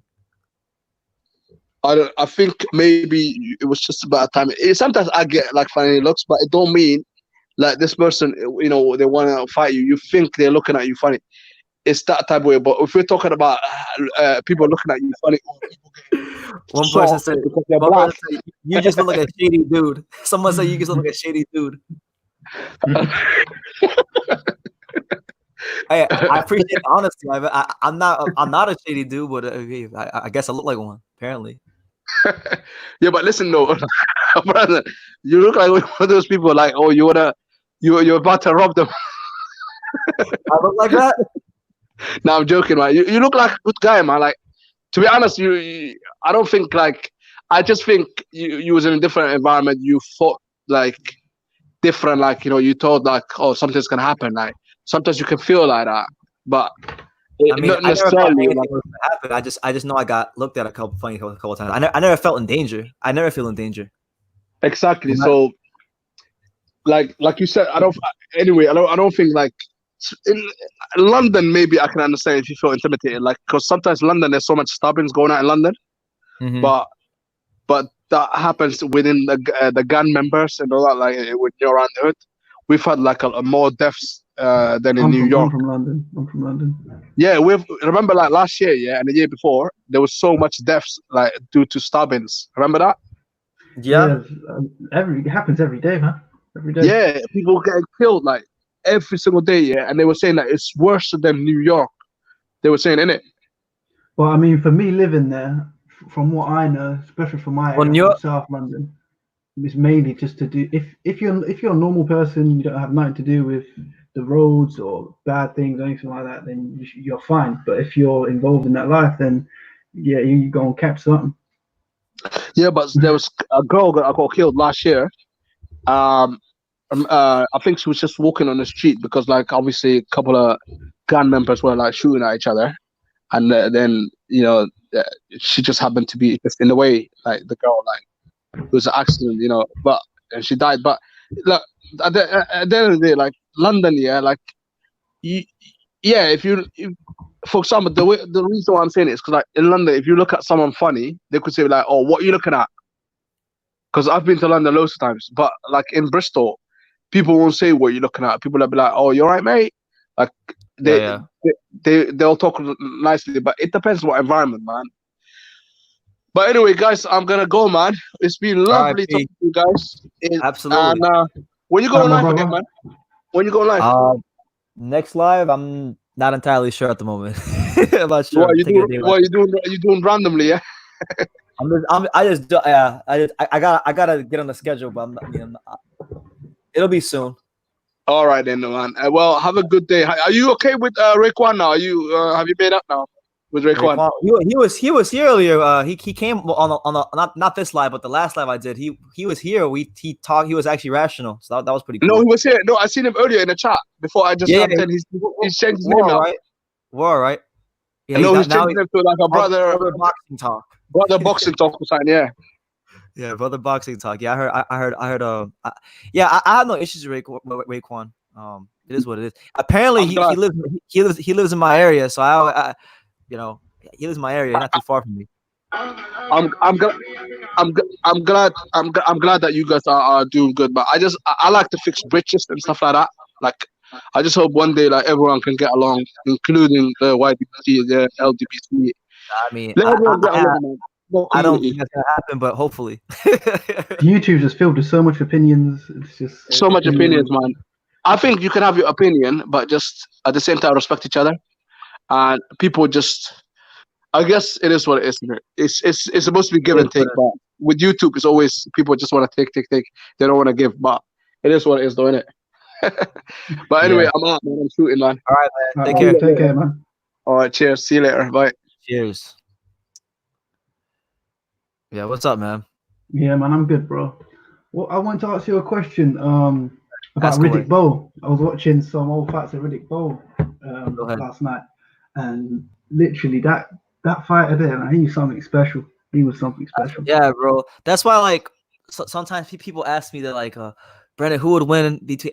They'll throw out old heavyweights. I can't compare old heavyweights to the current crop. Like, any heavyweight, honestly, almost any heavyweight that you ask me a question like, somebody asked me who would win between Riddick Bowe and Tyson Fury. I said Riddick Bowe will stop Tyson Fury. Riddick Bowe, I think Riddick Bowe will beat every heavyweight right now.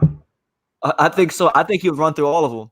I think he's getting wild. He's getting wilder out of there in less six or less. He's getting wilder out of there. Oh, no, 6 to, I'm saying first round annihilation.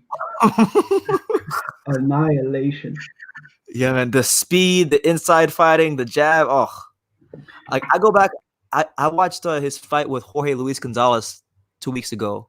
Yeah. Oh, I mean, Jorge Luis Gonzalez was very like he was a good amateur, but he never transitioned to a good pro. But you could just see the skills when he was right. He was just like when he came in shape. When he was like everything was just right, and you could see it in his eyes. Like he was a warrior, man. He was a warrior. You know how people talk about Adrian Broner when he's focused. Yeah, it's like that with him, but like times 100. Times 100, yeah. That's what it is, man. The old school heavyweights, they had some type of grit inside them that I don't know the current crop. The third tier guys, like even the guys that didn't even win a title, like I could be Ibushi. Those guys there, they were animals. Mm-hmm. I put them in right now, and they'll probably be top 5, top 10. Like probably I could be Ibushi would definitely be top 5. That's not even a question. Those fighters there, man. What I would give to just time travel back and just watch some of them fights. Oh yeah. Yeah, me too. Sometimes I wish I could have gone to like Vegas or the MGM Grand or like one of these crazy big venues and watch one of these fights. Yeah, man. I was watching the fight where the Evander Holyfield fight, where the guy skydived in. The second fight, the fan man. The second fight. Yeah. So when the guys flew in, I literally just pictured myself just sitting like front row seat, just watching the fight and just seeing that happening and just being like, what the fuck is going on? And everyone just beating on him, like thinking that he's got a bomb and everything. It sounds like crazy. That would have been crazy to just be there. Yeah. It's funny, man. Like, yeah. Well, I remember one time I did this. I did this interview with Bo last year, and he was talking about, his manager Rock Newman. Yeah, I know Rock Newman. Yeah, he was talking about, I guess, why they don't get along anymore. Yeah, I remember last year Rock Newman was threatening to sue me. That was pretty crazy. because I watched that interview like a week ago, and he mentioned that he hasn't spoken about Rock or mentioned about why they split in a long time. So I was thinking this geezer's definitely got some legal powers, or like he's got to tread, like bro's got to tread kind of calmly. Rock Newman threatened me. He threatened to sue me. Like, well, I never responded. I never responded to his message because he sent me a message not on my personal profile, but like the True School Sports Facebook page, which I like never use it. I almost never check it. Like, so like the fact that I even like I saw the message like 5 months after he sent it. So that lets you know how much I check my page. Was he like saying, "Oh, you got to take the video down," or? Yeah, he was like, "Yeah, you gotta take the video down." And if you don't do it in X amount of hours, I'm gonna have my legal team get in contact with you and all this stuff. Yeah, and I, honestly, like when he sent the message, I wasn't even aware that he sent me the message until like months and months later. And I'm like, oh, okay, I guess he's not gonna. I was thinking about doing a video about it. I'm like, nah, I'll let it go. He didn't bother me, so I'll let it go. So that's the thing I hate about like old school promoters. Like you could tell that he was a scumbag. Like he's horrible. Like the way it's like if Riddick Bowe, he hasn't spoken to for 20 years, right? Like he say like in your video he said that he paid Rock Newman's taxes or something like that. Yeah, you know how hard it was. First of all, you know how hard it was to get him to actually talk about that on camera. Because I remember one time I interviewed Bowe in 2016, and I asked him the same thing about Rock Newman in 2016, and he told me to cut the camera off. Yeah, that's what you can tell that like he didn't want to speak about it because of a reason. Like there was a reason why. Like, well, no, he was comfortable speaking about it then. What's up, GMB? What's up, GMB? Oh yeah, I was just thinking. Often racial strife is sponsored by rich people. Like for example, it's just something that George Soros would do. Do you see? Yeah. You know? So this, what's this LGBT? Sounds like some queer organization, but it's not. What's it? The LDBC. The what does LDBC stand for? Yeah. What? I was just listening to your brother talking, and you got to wonder about that. You got to look for the third party sponsor when you that was the same with the religious wars and stuff. And, yeah, you know, I don't think it's George Soros sponsored. I don't think it's that deep. I think it's just some people that feel disgruntled about boxing and they started a group. I don't think it's actually George Soros sponsored. But that's the thing. When you see these old boxers talking about some white fighters they like Duran and Marciano, there was never that kind of talk in the ring because you talk with your fists, you know. Absolutely. There's no color in boxing. That's what I feel. Yeah, honestly, that's why that's why the only reason I even talk about race at all is because it's so prevalent in boxing. So you can't get around it. You cannot. It's so toxic. It's there. But I think it disappeared for a long time, and I think somebody must be trying to bring it back. I think probably you're probably right. Like yeah. Even not even just boxing, just in life. Like I don't look at nobody. Like I don't look at a guy on the street and say, "Oh yeah, the black guy with Garcia, it's the guy across the street." It shouldn't be like that.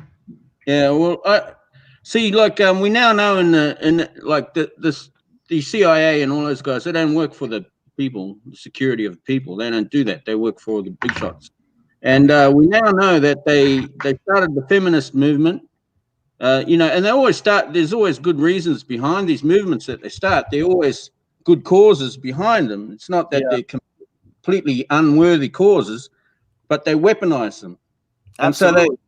And so they put a lot of effort into destroying the American black family. They really worked on it. Because there was a bit of a weakness there, and they just pried it right open. So the TV shows that you get, they'd be like promiscuous black guys, you know.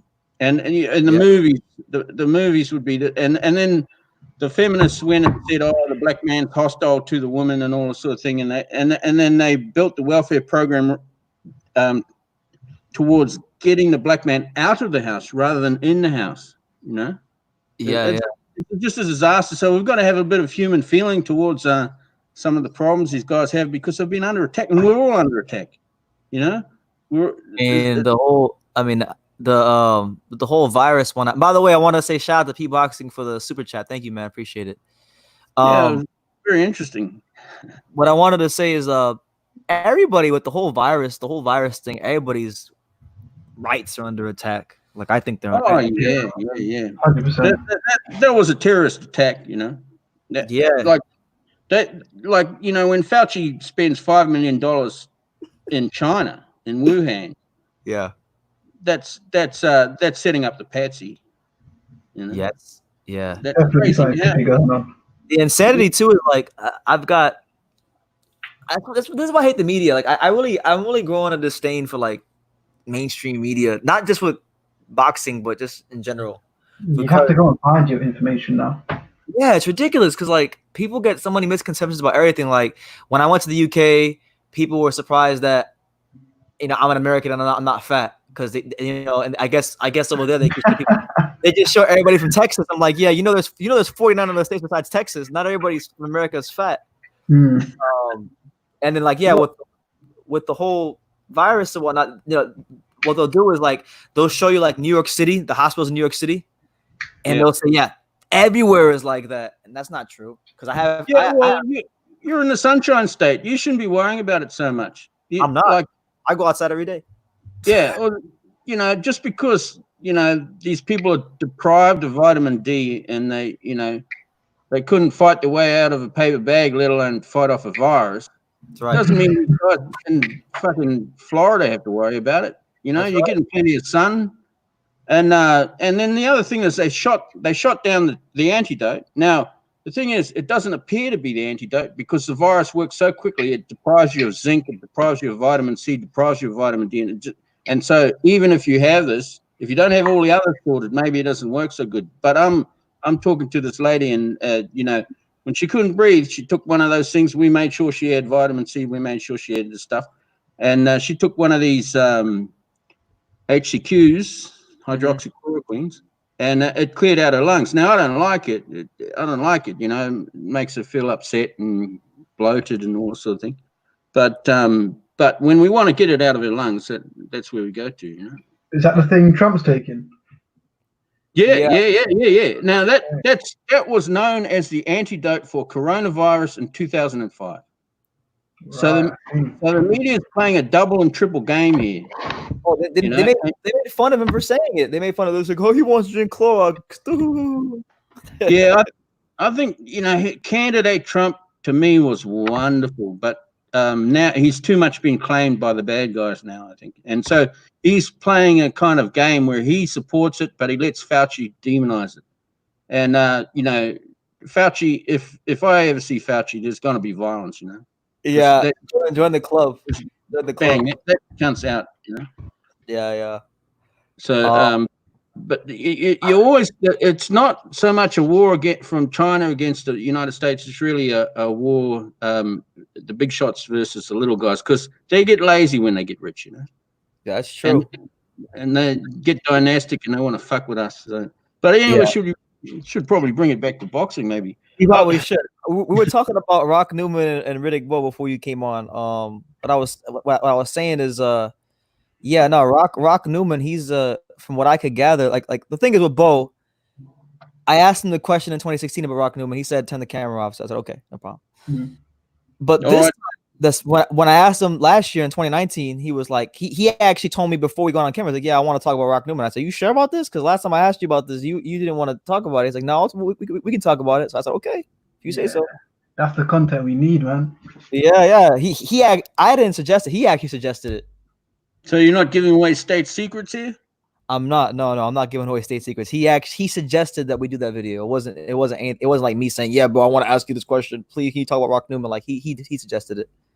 Because he's good for doing it. Huh? It's a good thing that he spoke out about it because it does shed some light because he hasn't ever spoke. It's the only time he's ever spoken about it, which is crazy. Just give me a quick idea of what the scandal was about or what happened. Okay, so Riddick Bowe, when he became heavyweight champion of the world, on the way there, he had a manager named Rock Newman. I don't know if you're familiar with Rock Newman, but no. Rock Newman. I'm trying to figure out I'm trying to remember how he made his money, but like he has a talk show. I know he's a talk show host now, but I don't know what he was doing back then. He was Bo's manager. He took Bo from his pro debut all the way to the heavyweight title. People didn't even think he should invest any money in Bo because they said Bo was lazy and he wouldn't be anything, right? So he said, no, that's not true. I'm gonna invest money in Bo, and it paid off. He became champion, right? Yeah. But there were there were some things that he did wrong while he had Bo. Like, for example, I personally believe, well, I don't personally believe, I know he was the reason why Riddick Bowe put the belt in the trash can. He was behind all that. Bo didn't. It was Rock Newman who told him to throw the belt in the trash can, and that's still a stand in his legacy till today.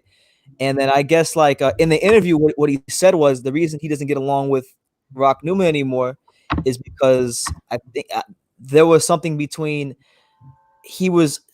I guess he was seeing Riddick Bowe's sister behind his back or something like that. Oh my goodness! Yeah, and it just left a poor taste in his mouth. Mm. Oh my goodness! Well, was he from the Newmans of County Cork, or was he from the? No, he's from Rock Newman. I think he's from Maryland. He's from Washington D.C. You got to watch out for some of these ethnic crowd like the Newmans. I mean, yeah. Well, he's a weird guy because he's like one of the he's a white dude, but like he's one of these people who I feel like have been brainwashed by college education in America because like he always talks about how bad the country is and all kinds of stuff like that. Newman does. Rock Newman, yeah, he's a weird. Like if you listen to him talk, he's just a weird guy. I knew he was fishy when I saw him wear the African kente in one of Riddick Bowe's fights. Yeah, when right before the first Holyfield fight, he was like, "Yeah, the red on his trunks represent the blood and the struggle in Africa." Like he was. Man, I was like, and see this crowd. Some of them are like they're so helpful in the early years, and they're so clever, but they're so heartless in the long run, Some of them. Man. I mean, I don't want to get racial here. We better. No. You've gone this far off tangent. Yeah. So I'm learning a lot from you and L-Dog. I'm a little bit sorry for speaking over L-Dog last time. I started off sober, but I just got worse and worse. I had 3 points. I had 3 points written down, and I said them 5 times over. I didn't realize it. My memory was. It's all good, man. It's all good. So I listened to you guys. Because I don't want to spend all my day watching fights, I should be trying to get a job, and so I have to get just the best people to watch, right? So you put me on to this Hrgovic fellow, and I thought, man, as a coach, it'd just be wonderful to work with because you'd like one of your charges to make sure to keep it out of the hands of the referee whenever possible. That boy goes out to determine the fight just with 2 hands and not worry about whatever the referee says. Yeah, he's not worried about none of that. He's just trying to get him out of there and go home because they're not paying you extra overtime.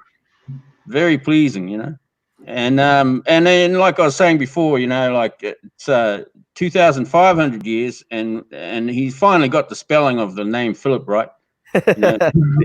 P-H-I-L-I-P, some P-H-I-L-L-I-P. Sometimes P in the French is Philippe. No. Finally, we got the kid with the 2 big fists, and we found out how to spell it right, and that's great. Yeah. And he's got good people around him. Yeah, he does have good people around him. He's got Pedro Diaz, great trainer. That's gonna be. Go ahead, GMB. I was just thinking, like, trying, because I'm a little bit hesitant to talk about Marciano again because I just did that to death. But like when I was watching Hrgovic, it's just like the sound effects, just bang, bang. It's just beautiful. He's got some power. He's got some power, man. Yeah, and then, but see, in the old days when you're watching Rocky, it's sort of like you can't hear anything because they had that speaker coming from the air like that, and so at the start the announcer starts it all off. And from there on, you can't hear anything, and so it's a little bit different for these old guys like Don Turner who's there in the crowd.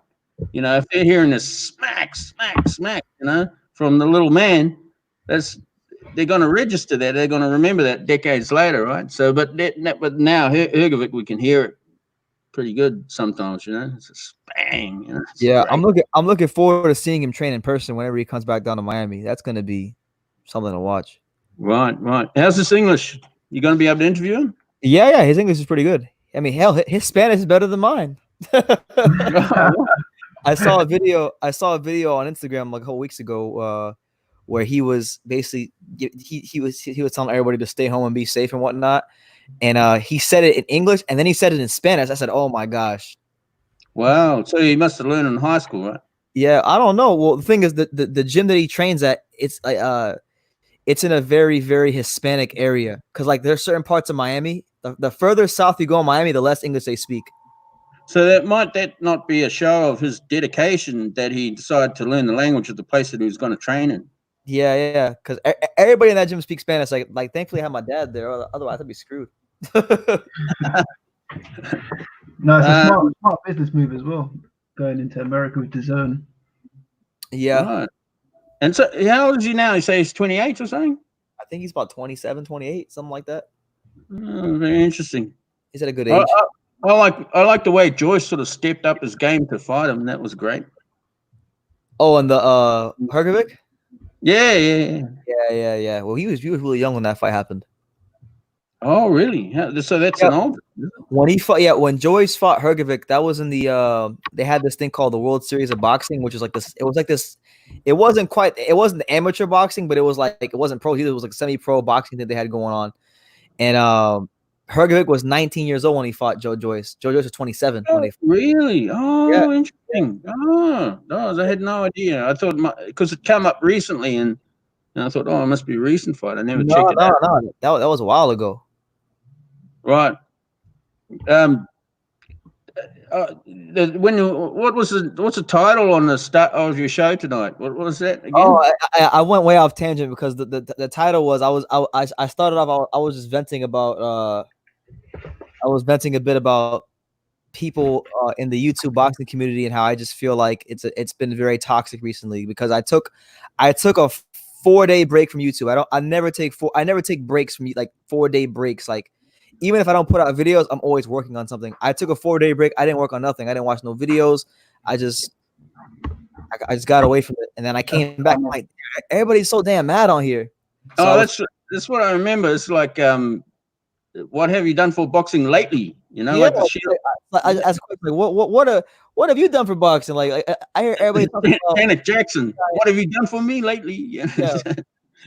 Yeah. So I come up with the idea that I've got to develop a new move in boxing. A new move.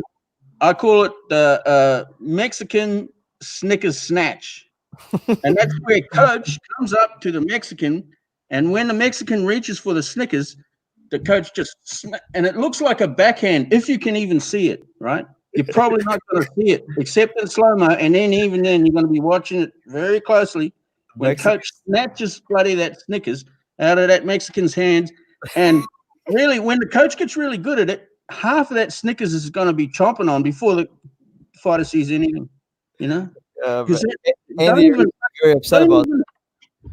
Don't even fat boy. Don't even think about looking at that Snickers. You know. Don't look at that Snickers with lust. Don't sin in your heart looking at that Snickers with lust. You do not put adultery in your heart. Yeah. You fucking dream about that Snickers. You better wake up and apologize. Yeah. Right. So, so I brought up Marciano 15 times last time. I'll bring him up one more time, I think, because I saw another clip when he was fighting in against a guy called Matthews. Yeah, and Harry Kid Matthews. Right, and that was even more fascinating because there was some background information into his training, and they had him sparring 85 rounds. In training camp and running all sorts of shit, right? So it was just okay. It couldn't have been at a high pace or anything because that's just impossible. But then they said that they showed this big meal he ate. Now he wasn't spitting it out at this time, but it was like 2 pounds of steak and all this sort of shit, and it was great, you know. But it was one meal a day, and it was at the end of training. And what that means is that he was doing all that training in ketosis. So he's the original fat burning beast, right? That's right. So they always talking about these days, all these diet experts are talking about, what you can do in ketosis and stuff like that. Well, he's doing it in the 1950s, right? He's like, 70 years ahead of them. And so that I thought that's interesting, and so, that'll be the shot with Ruiz, Don't you think about that? Those Snickers, fat boy. Yeah, you thought about that Snickers. Now it's in your coach's mouth. Yeah. So it'll be like, and then just get used to eating at the end of training, and you might have something to help you along. Like here's the this is caprylic acid. It's the second shortest chain fat you can have. The shorter one is the vomit smell, 6 carbon atoms. Yeah. And it's a really good fuel for training, right? But you can only have like maybe a teaspoon an hour, or else it's going to cause gastric trouble. But maybe your fat boxer could be doing all this training in ketosis, just be a fat burner, and can't eat until you finish training, 1 meal a day. And if you need a little bit of extra energy, it'd come from some source like that, so not from sugar. Some you have to do something like that, because Andy Ruiz, if he's down at 220, 230, he'd be so awesome. He'd be a beast. Yeah, he would. Beast. I was so disappointed in the second fight, man, against AJ. Just pissed it away. Just pissed it away. Why would you do that? Why would you do that? Manuel Robles came out recently and said that he changed overnight. Like he was like the minute he won the title, he was just a different guy. He changed for the worst. Money changes you, man. That's right. Listen, I kind of already sensed that before he defied. You can tell. This guy's buying Rolls Royces. He's buying houses. He's having parties with naked women with sushi on them. I'm like, this guy is living his best life. And do you know what it is? Yeah, after the second fight with Ruiz, and even the first fight when Joshua lost, like everyone was watching how Joshua would, take the loss and come back, right? And everyone was going to see how Andy Ruiz was going to handle being a champion. So we were all focused on how Anthony Joshua was going to come back. You've got legends saying he should retire and he should take a tune-up fight, blah blah blah. But what I think was one of the best things that Joshua done for his career and for himself as well was to come back, make no excuses, beat Ruiz in. It was quite a boring fight, but he got the belts back. But just to see the way Andy just pissed it away, not taking the fight seriously, and to come out with the excuse, he just let a lot of people down, man. Like, yeah. I was so disappointed in him. It was ridiculous. He's like, yeah, I wasn't at my best. It's like, and then now he's training again. It's like, bro, you had months. You were the heavyweight champion of the world. Oh, he's had every trainer. He's had every world-class trainer under the sun. Like, no discipline. No discipline. Like, unless he's taking that Canelo special supplements, he's not he's not gonna improve at all. And Eddie Reynoso won't take it. Like, if he senses that he's not taking this shit seriously, Reynoso will just tell him to fuck off. Yeah. He needs to come back with a better attitude towards training. Like, have a manager deal with your finances and building your houses and putting your investments in, man. Like, all he needs to do is focus on training and being the best fighter he can be, fighting these top level guys. Like Dillian White is calling him out. Like, if he took that £4 million, £5 million offer, bloody yeah, that would have been a perfect comeback fight. Yeah, there's just there's no real excuse. I mean, like, how can I talk like I'm a fat guy, right? But there's really no excuse for it, I mean, like, I saw Freddie Roach, he trained him for a while, and I heard Freddie said, "Oh, he fights better when he's fat." No, we can't. We got to go to Scotty from Star Trek for that one. You say Scotty says, "Oh, you cannot change the laws of physics." Libsy, do that with a better accent. Try and do it with a Scottish. You cannot change the laws of physics, Captain Kirk. I can't do a Scottish accent. Yeah. What if you're going to try? No, if you've got a fat motherfucker, if you're carrying that extra weight, it's just you can't do it properly. You just it's a handicap. That's a bit like that joke with Dudley Moore and Peter Cook when Dudley Moore bounces in with one leg looking for the job of Tarzan. You just can't do it. You got to be slim. You got to move because these guys are going to sort you out. They're going to know that you got the meanest hooks in boxing. They're going to not want to enjoy it. They don't want no parts of that. Yeah, so they don't need to. Well, if you're 20 stone and you've got the greatest hooks in boxing, that's some hooks that's never going to. They don't need to take that. So they get. But if you're 220, 230 maybe at the most, at 6'2", so you're going to just crowd them out and you're just going to be beating them up so badly. So you look at the way he fights. It's great. He conserves energy. That's fine. And when he gets in close, he whacks you really hard. That's right. But he not like the champ Mike Tyson, because the champ is bending at the middle. Well, you can't bend at the middle that great if you've got a big fat fucking stomach ahead of you. So you can't change the laws of physics. You just got to lose the weight. It's just that's the end of the story. You just got to do it, champ. You just got to do it. Get it done. He had a good strategy with the Dimitrenko fight. So when he signed with PBC, they gave him Dimitrenko fight. He was training with Robles, had a good camp, came in at 240, 245. That was a good weight for him, and he performed. He knocked the guy out, even though it was a tune-up fight. But then he was calling for that Joshua fight, which was smart on his part because, Jarrell Miller failed his drug test and whatnot. So he came in having already had a camp a few weeks before. Right.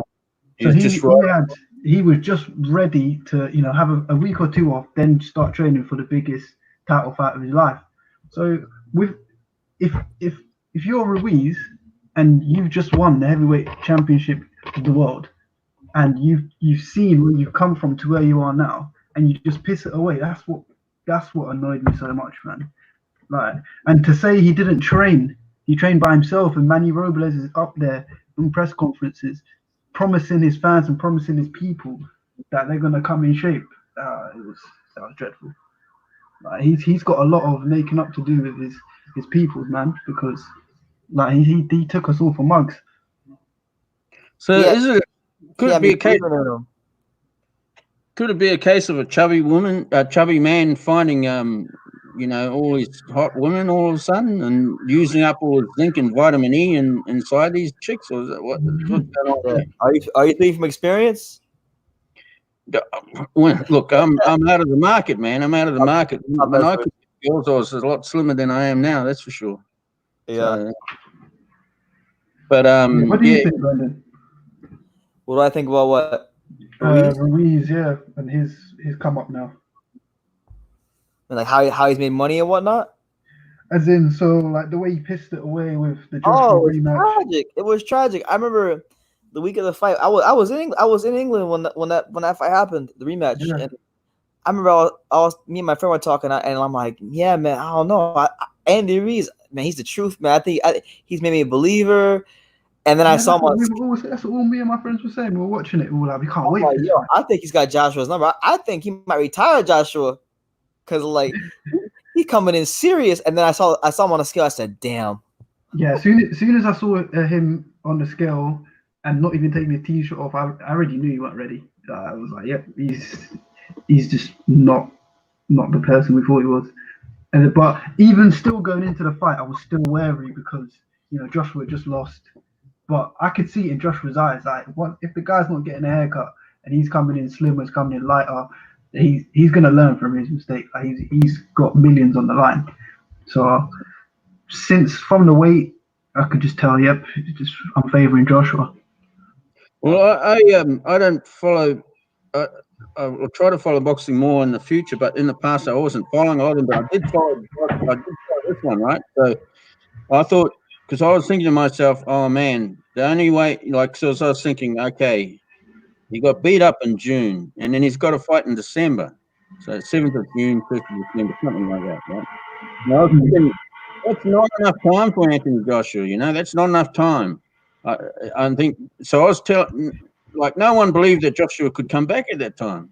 And there were a lot of people doubting him at that time. Yeah. And I thought, well, I know you can come back, but it might take you till May, not December. You know, you need more time. But anyway, I was sort of following that one, and Joshua was getting skinnier, and all the footage coming out was doing the long work, doing the volume work, long runs. Going back to that amateur style, boxing style. Yeah. If he applied that to Ruiz, he'd have a better chance of winning. Right? Yeah, right. So that's what I thought. I thought, oh man, he's doing the right thing, you know. Because he doesn't need to face the crook again, and then, but he seemed to look skinny and sort of tired and slow, and then about 2 weeks out, some footage emerged that he was doing a shadow boxing on a tennis court, and he looked sharp. Yeah, I remember that. That's it. He's going to beat Ruiz. He's done it. They've sorted it out. They knew what they had to do. They did it. He's going to beat Ruiz. And then but then I was sort of like 80% sure. But then once I saw Ruiz, and he's like almost 20 stone. I mean, that was it. You know, it's just, that last 19% just flew out the window. I was 99%. He's going to go down. No, not go down, but I mean, he's going to lose because it's just you have to go back to Scotty in the engineer's room. Yeah, absolutely. CMD Box Report says, did you guys hear about Dante's Boxing Nation? No way. Do you hear about that, Liv? No, I didn't hear about it. When did this happen? This happened like a couple of days ago. I heard about it, and I saw a bunch of videos about it. Yeah, it happens. Oh, wow. I mean, somebody apparently hacked this channel and deleted it. He's getting his deals. Well, then this recording is this podcast has given me a lot of chance to do a lot of skipping. So, but I'm about to tuck it out now, so I better leave you guys and pack all my exercise gear off. So, all right, good talking with you, buddy. Take care, man. How do you get out of here? I think you just what do you do? Leave studio. It's say leave studio. Yeah. So what else did you want to ask me, Libs? So I've got a Riddick bowl tucked up on the Ruiz Joshua fight, and then on the main topic of the video, which is what I don't like about YouTube boxing and the community of boxing. I mean, I've been following boxing now for, I'd say, about 6-7 years. Because in the UK, boxing is huge here, man. I'm a Liverpool supporter. I love football. I love all things football. Wait, say that again. You're a what supporter? You're an Everton supporter. I'm a Liverpool supporter. Oh my God, you were doing just fine until you said that. I know. It's all good. Well, yeah. So we like football here, but boxing is second. Like, everyone will tune into boxing. Do you know what I mean? And like with me, I'm 22 right now. So I've seen the come up of AJ, right? Yeah. So like, seeing from where he started off to where he is now, like, I've got to commend him. Like, I mean, he's a great ambassador for the sport. I mean, we said earlier he's not that entertaining, but I feel like there's other people in the heavyweight division that kind of pulls that up for him. Do you know what I mean? Like, you got Fury, you got Wilder, but he says some stuff that's just a bit off at times, and other characters too. But yeah, so seeing his rise, I can kind of relate to Hrgović too, like, because I feel like their come up is a little bit similar in the fact that they've got good people around them that can direct them and guide them into good fights, get them good money, and actually secure them positions to actually become a heavyweight champion. So, absolutely. So like, that's what I like about him, and his character too. I'm someone that I look past just their boxing ability. So with Wilder, for example, like, his boxing ability, I wouldn't say it's not for me. I don't really like his style, other than the knockouts, because it's entertaining. But I feel like for him, he he hasn't developed as a heavyweight, like a proper heavyweight. He's not fine-tuned. No, he hasn't had to. Exactly. Like he's been flying under the radar with that big right hand, like, and believing his own hype. Like over the last couple of years, like, yes, we know that he's the knockout guy. Like he can knock out whatever, 98% knockout ratio, whatnot. But the only good fighters he's fought are Fury and Ortiz, who's old. I think, was it Rick? How old did Rick Glazer say Ortiz was? Oh, he said he was like 55 years old. They're like 55 years old. These Cubans, they're coming for the passport. They're coming for the passport. Yeah, that's exactly what he came for. So, like, obviously, when I was hearing about the Joshua Wilder negotiations, like, seeing the response from like the LDBC community saying like Joshua ducked this and all this stuff there. You didn't take the offer for 50 million. The 50. I was thinking to myself, how are these people being fooled by this agenda? Like he's riding off of AJ's name and his brand, which he's carefully built up to a T. Like that's like what did Wilder do in America to build his brand, build up his name in America? Absolutely nothing. Nothing. That's exactly what I'm saying. And these boxing channels like the LDBC put him on such a high pedestal before he lost to Fury. I wish they go to his fights. Exactly. And we got people like True School Sports spitting them facts. Like it's $35 for that fight when you at. Yeah, I was there. I should have made. Honestly, I don't know why. I should have made a video while I was there. Like and I could even like when flipping what's his face when Barbershop Conversation was I remember videos. He was debating with someone. He was debating Eddie Hearn about the ticket gate at Dominic Brazil, comparing it to one of AJ's fights and whatnot. And I think Frank Smith, his lawyer and Eddie Hearn were like, Deontay Wilder does not sell tickets. Like there's no financial comparison you can compare to AJ where Wilder has the upper hand. It's just impossible. So Barbershop Conversations going back and forth with Eddie, and just watching his interaction with like Eddie, who's actually he's an honest guy. He gives boxing fans what they want. Do you know what I mean? Like if like for us as consumers and us as boxing fans, we want someone to tell us the facts, tell us what is going on behind the scenes, because we don't know what's going on. We're just fans that love the sport of boxing.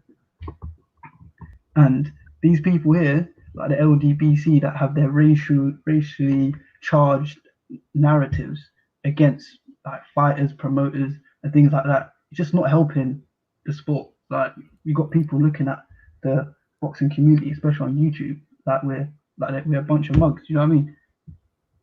Yeah, no, I know exactly what you mean. And like that's like with how like boxing fans like us that truly love the sport and really want to support these fighters, like it shouldn't be that way. Like everyone should, support each other. If you're American, support your American guys. If you're Brit, support your British people. But at the same time, like I thought you should support who you just like, bro. I mean, whoever you like is you like my favorite fighter is Romero Gonzalez. He's from Nicaragua. I have no reason to support him other than that he's a great fighter. yeah. Well, that's a bone you got to pick with Bruce as well, because I was a bit upset when he put. I was like, I thought I clicked on the video. Honestly, the only reason I clicked on the video is because he said HBO high job, and I saw a picture of Romero Gonzalez. I said, "Oh hell no!" Nah. Yeah, that's literally what I picked as well. Huh? Like as soon as I saw the picture, I was like, "Nah, you can't be putting this guy in the same sentence, bro." I'm like, dude, and then he was like, "Yeah," in the video he was like, "Yeah, they try to use all these guys to hate on Floyd Mayweather." I'm like, dude, Floyd Mayweather crowned the guy that pound for pound king himself. Exactly. But I mean, like, there's certain things of HBO, like me watching some of their fights back now, that kind of gets me a little. Like, for example, Larry Merchant, he's a I love him, I hate him kind of character, but a lot of people don't like him because he just, I don't know, he just seems like quite patronizing. Like belittling, like like he puts his personal feelings over the general sport itself, and of course they're a network. They're gonna back their fighters that they got signed. I get that at all times. But like there were certain points where you could just see it's just like, come on, man, like how are you speaking about one fighter not fighting one fighter, and that fighter, what's his name, Arturo Gatti. Yeah, they proper built him up as that. He was the network darling, literally. And then when he comes up against Floyd, like because they had their agenda against Floyd, like they're really putting everything on Gatti. And then when it comes to other fighters as well, they're just thinking, who can we bring to, destroy this train? You know what I mean? Absolutely. But no, I mean, I follow a lot of boxing channels from America just to get there, because I'm quite open-minded. I like getting people gauging. Yeah, you seem like that kind of guy. You strike me as that kind of guy.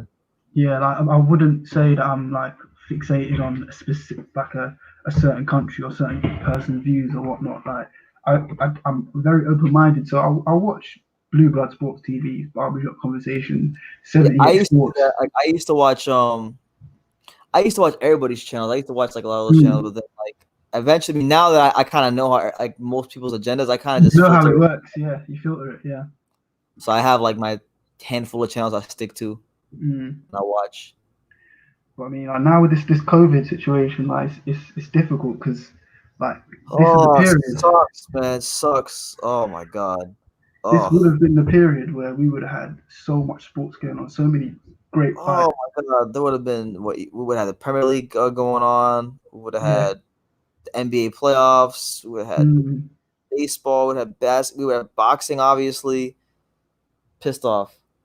So like now, like for me, I'm just literally sitting there thinking like, what can I watch to get my sports fix, because there's no Premier League on. So I watched the Bundesliga last week, which was just sorry to hear that. Like I don't know how I feel about that. I'm saying, you watch what was it, Bayern Munich versus FC Schalke? FC Schalke and Borussia Dortmund versus Hamburg, and the substitutes are like 2 meters apart. And like, I wish it was so horrible. I mean, the Bundesliga is not horrible. I just don't like the Bundesliga. Yeah, no, I mean, like I like the Bundesliga a little bit because they have like players that are just hidden gems. So they have some good players, but like I don't know. It's not the same. Without the fans as well, Borussia Dortmund had like mic audio playing out fan chants. That I was like, no way. So I couldn't watch it. That's horrible. Yeah, that's one thing that kind of pisses me off, because it's like not even just boxing, but like other sports that I'm a fan of. Like I'm a big baseball fan, so like where I live in America, the my local team, the Marlins they play like right up the street from me. That must be tough. I've been excited because like I've always lived like more north of where they play. Yeah. And now I moved where I live now, like in November. So ever since I moved here, I've been dying for baseball season so I could go to games, and now I can't even go to games. Yeah.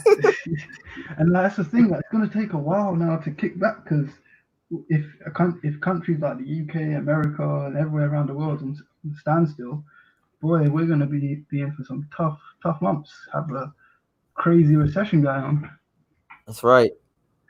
And yeah, man, like you got guys like Eddie Hearn doing their best, thinking of like fight camp in his backyard, which I mean, I'm down for it. Yeah, he's making it do what it do. Like fight camps. Matchroom got their money. Like they've been doing their thing for the last couple of years, man. So I mean, their whole thing is to like please their fans, and this is the perfect time to please boxing fans, because if they pull off fight camp and they get what they want to go with Dillian Whyte and Povetkin as their main behind closed doors fight, and like other smaller fights with Katie Taylor and stuff, but if they can pull it off, then I mean, a lot of people will view the zone, which will be good. Sky Sports, they'll be happy. Like they got sports being pushed out if Premier League ain't on, because they pay a lot of money to broadcast the Premier League. Yeah, they do. Premier League is so huge over there. It's not even funny. It's like the Premier League of football in the UK is it's like college football. The football like it will just keep on growing and growing and growing. Like it's just too big. Yeah, so it's damn near a religion out there. It's a way of life. I know. It's a way of life. Like I mean, that's why when you hear certain people support certain teams, you get disgusted by it. Yeah. Like me, I'm from London. I support Liverpool, which is weird. How does that work? How do you support Liverpool but you're from London? How does that work? It's a funny story. I mean, when I was younger, I was like 4 or 5 years old. I was at my cousin's house. I was staying there for a good couple months, and all of my cousins back then, they were older than me by like 4 or 5 years. Like they had their PlayStation 2, and we'd play Pro Evolution Soccer. You know that game? Okay. Yeah, I know about that. Yeah, we played Pro Evolution Soccer. It was like 2006, all right? So they had the Pro Evolution Soccer 2006, and all of them were Liverpool supporters. And I wanted to play with, was it, because they had the fake teams like Man Red, North London, like they wouldn't even have licensed teams back then in PES. They had who? Did you say Man Reds? Yeah, instead of Manchester United, the game because they weren't licensed officially. Yeah, they didn't have the actual teams. Okay, I didn't know that. They had to call it Man Red. Everton was Merseyside Blue. Oh God! But Liverpool had the license. Original license. Yeah, and because I like Gerrard back then, I was the only player I knew. I picked Liverpool, and they were like, "Okay, you got to pick Liverpool now, and be a Liverpool supporter, or you can't play the PlayStation." So ever since then, I was staying there for a few months. Got to play in Liverpool quite a bit. Blackmailed the hell out of you. They blackmailed me to shit, boy. Yeah. And then since then I've just like when you're with one team, like you don't really want to be a glory hunter and switch to another team. So you can't do that. That's like bro. Honestly, out of all the sports I'm a fan of, I kid you not. Like right now, every team I'm a fan of right now is trash. Yeah. Every sport. Baseball, American football, Premier League, hockey. Just nothing, guys. It's honestly like it's making me feel like I should have taken all this stuff for granted. Somebody's like, yeah, Brennan, do you like punishment? Because like all my favorite teams are like trash right now. Like, DT, do you like punishment? I'm like, I guess so. That's how I have to watch boxing, so I can get some sort of joy. I mean, like, yeah. How did you become an Everton supporter? For an American to be an Everton supporter. Yeah, that's a question I get a lot. So I'm gonna say it was around 4 years ago, December of 2016. Yeah. I had a roommate. I had two roommates, but one of them he was from Nigeria. He's from Nigeria, and he was a big fan of Arsenal. Arsenal, yeah, I know. Arsenal. Yeah, big fan of Arsenal. So he used to watch them play all the time. Yeah, and I have other friends too. Like I have another friend. One of my best friends from school, from grade school. He was he's also an Arsenal fan. So almost everybody I know that watches the Premier League in America likes Arsenal or Chelsea. Those are the two most popular. Arsenal, Chelsea, and Man United are like the three most popular teams in America. Yeah, I think so. Yeah. Yeah. So, he watches match all the time. And one day I just you know what, I ain't got shit else to do. I'm gonna watch a match with them, and they happen to be playing Everton at Goodison Park under the lights. Good old Goodison. Good old Goodison Park. That's right, and it was under the lights, so it looked even cooler than usual. Yeah. So they played Arsenal. They won this wild match. They won 2-1. Was it Seamus Coleman and Ashley Williams of all people scored a goal.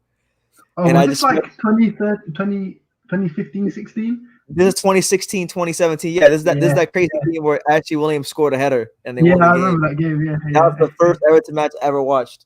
Yeah, no, that was a crazy game. That was a crazy match. And then it's like when they won, right? Like so, this is where I became a fan. When they won, right? Yeah. My friend, I just wanted to troll him because I mean I didn't really care Everton won. I was cheering for him out of spite and out of troll him just to be funny. But like, I'm an Everton supporter, you stuck it on him. Yeah, so like when they won, I just stuck it on him, and then he started saying Everton was trash, right? So then I said, well, are they really trash? So then I went on like Google, Wikipedia, and then I found out that they had the 4th most league titles in English football history. I said they got the 4th most league titles. What you mean they're trash? Yeah, more than Arsenal. Yeah, like they have the 4th most, and he's like, oh well, they're trash now. I'm like, they might be, but they beat you, and they had the 4th most league titles. So then I kept researching about Everton, right? Like after he told me that, and then I came to find out that like I know who Tim Howard and Landon Donovan are. I was like, oh shit, Landon Donovan played for Everton. I was like, I think I'm gonna support this team. Yeah, that's what I was gonna ask, because they had like a few good American football players. Tim Howard was there for a while. I used to have one of my favorite games on Nintendo GameCube was FIFA World Cup 2002. I used to play it all the time, and they had Landon Donovan with little blonde highlights. Yeah, and Donovan was a G. He was a G. So when I found out he played for Everton, I'm like, yo, I have to support this team because in that video game, Landon Donovan was like my favorite player. I used to put that shit on easy, and I used to sprint out at the middle of the field and just score like 15 goals. Bro, like I think that's how every kid, like around my area as well, like grew up on Pro Evolution Soccer and FIFA, just playing on easy, playing with like Gerrard, Rooney, and those players, and just banging goals. Yeah, so once I found out that Donovan was played for Everton, I said, "This is destiny. I had to support this team." Literally, yeah. But no, I mean, like, so I live in Manchester, right? Because I'm here for university. But I'm from South London, so I'm close. Have you heard of Brixton, right? Yeah, I know about Brixton. One of my, you know Isaac Chamberlain, the boxer. Yeah, Isaac Chamberlain. Yeah. Yeah, he's from Brixton. That's my guy. Yeah. So I'm from around those bits. So I'm a huge supporter of Dillian White, Isaac Chamberlain. Those are my guys. Yeah, Isaac Chamberlain. That's my guy. Yeah. So I'm from South. I've lived in Manchester for like 3 years now. Okay. But I've for the last before I came to Manchester, like, it was the first time I actually left London. So coming up to the north, like it was for the first year, it was quite weird. But then I went to Anfield. Then I was working at Goodison Park, and you worked at Goodison Park? Yeah, I was working like That's wild. With the beers and stuff, giving the beers out to the fans and that. Like as a part-time job whilst I was at uni. So I went to Goodison Park and I was like, oh fuck, I've got to go work in Goodison Park, but I needed the money. So I went to work there. But sounds like a treat to me. Sounds like you should be having the time of your life to me. No, I went, and I was gonna think, oh, it's gonna be like, let me not tell anyone that I'm a Liverpool supporter. So I went in there. I was just like, let me just be there, experience the vibes, experience in the atmosphere. Let me tell you, the atmosphere at Goodison Park, probably like it's up there with one of the top 3 stadiums I've been to in the UK. And I've been to Anfield, Old Trafford, Emirates, Wembley, all of that. It's just the rawness of the fans at Goodison. I know. Like, you can feel it. You can feel it through the TV screen. So like, I remember when I watched Everton play, I'm like, man, that place kind of feels different on TV. Like when I watch it. Like the 2 stadiums of Liverpool, Anfield and Goodison, the fans of Liverpool are different level. What do you mean? Like people from Liverpool, they support their team like you've never seen before. Okay. Like, so we have Liverpool supporters. Obviously, that's the biggest team in Liverpool. I heard all the Liverpool supporters were all Norwegians. No, there's a lot of like European people that come from like Germany, Norway, like Poland, them type of countries, and like they do have season tickets and come. Like I know people that come from abroad to Anfield like week in, week out to watch Liverpool. So they got crazy commitment. Yeah. But like, yeah, the fans in Liverpool in general, Everton fans and Liverpool fans, like they're crazy, man. They're really good fans. So I believe it. But even though we're rivals, like I don't know, I kind of like Everton a little bit. Well, because we're not good enough yet to compete. So you can't really hate a team that's not. I can't really hate on them, yeah. And like, to be fair, like if they were actually good, I bet you wouldn't be saying that. And like every time we play them, like it gives us. You don't lose. We don't lose. It gives us that energy. Like I'm ridiculous. I hate it. That last time I was pissed off for like a whole week straight. I remember like I was doing YouTube videos and I was still pissed off. I'm like, you lost a bunch of kids. Yeah. Oh, yeah. That was was it FA Cup or something like that? It was the FA Cup. I was like, I was sitting here, right? I was sitting here. Yeah. I follow all the Everton fan channels. That's the only good thing about when we lose is the reactions are pretty hilarious. The reactions are jokes. It was that goal from Curtis Jones. That was the game, right? That crazy goal. Yeah. That. I mean, even though it was 1-0, like. No, we got dominated. We got killed. Yeah, like was it 1-0 or was it more than 1-0? It was 1-0 because the dude scored in like the 82nd minute. I'm like, yo, this is embarrassing. Because even though I've only been Everton supporter for like almost it'll be 4 years in December.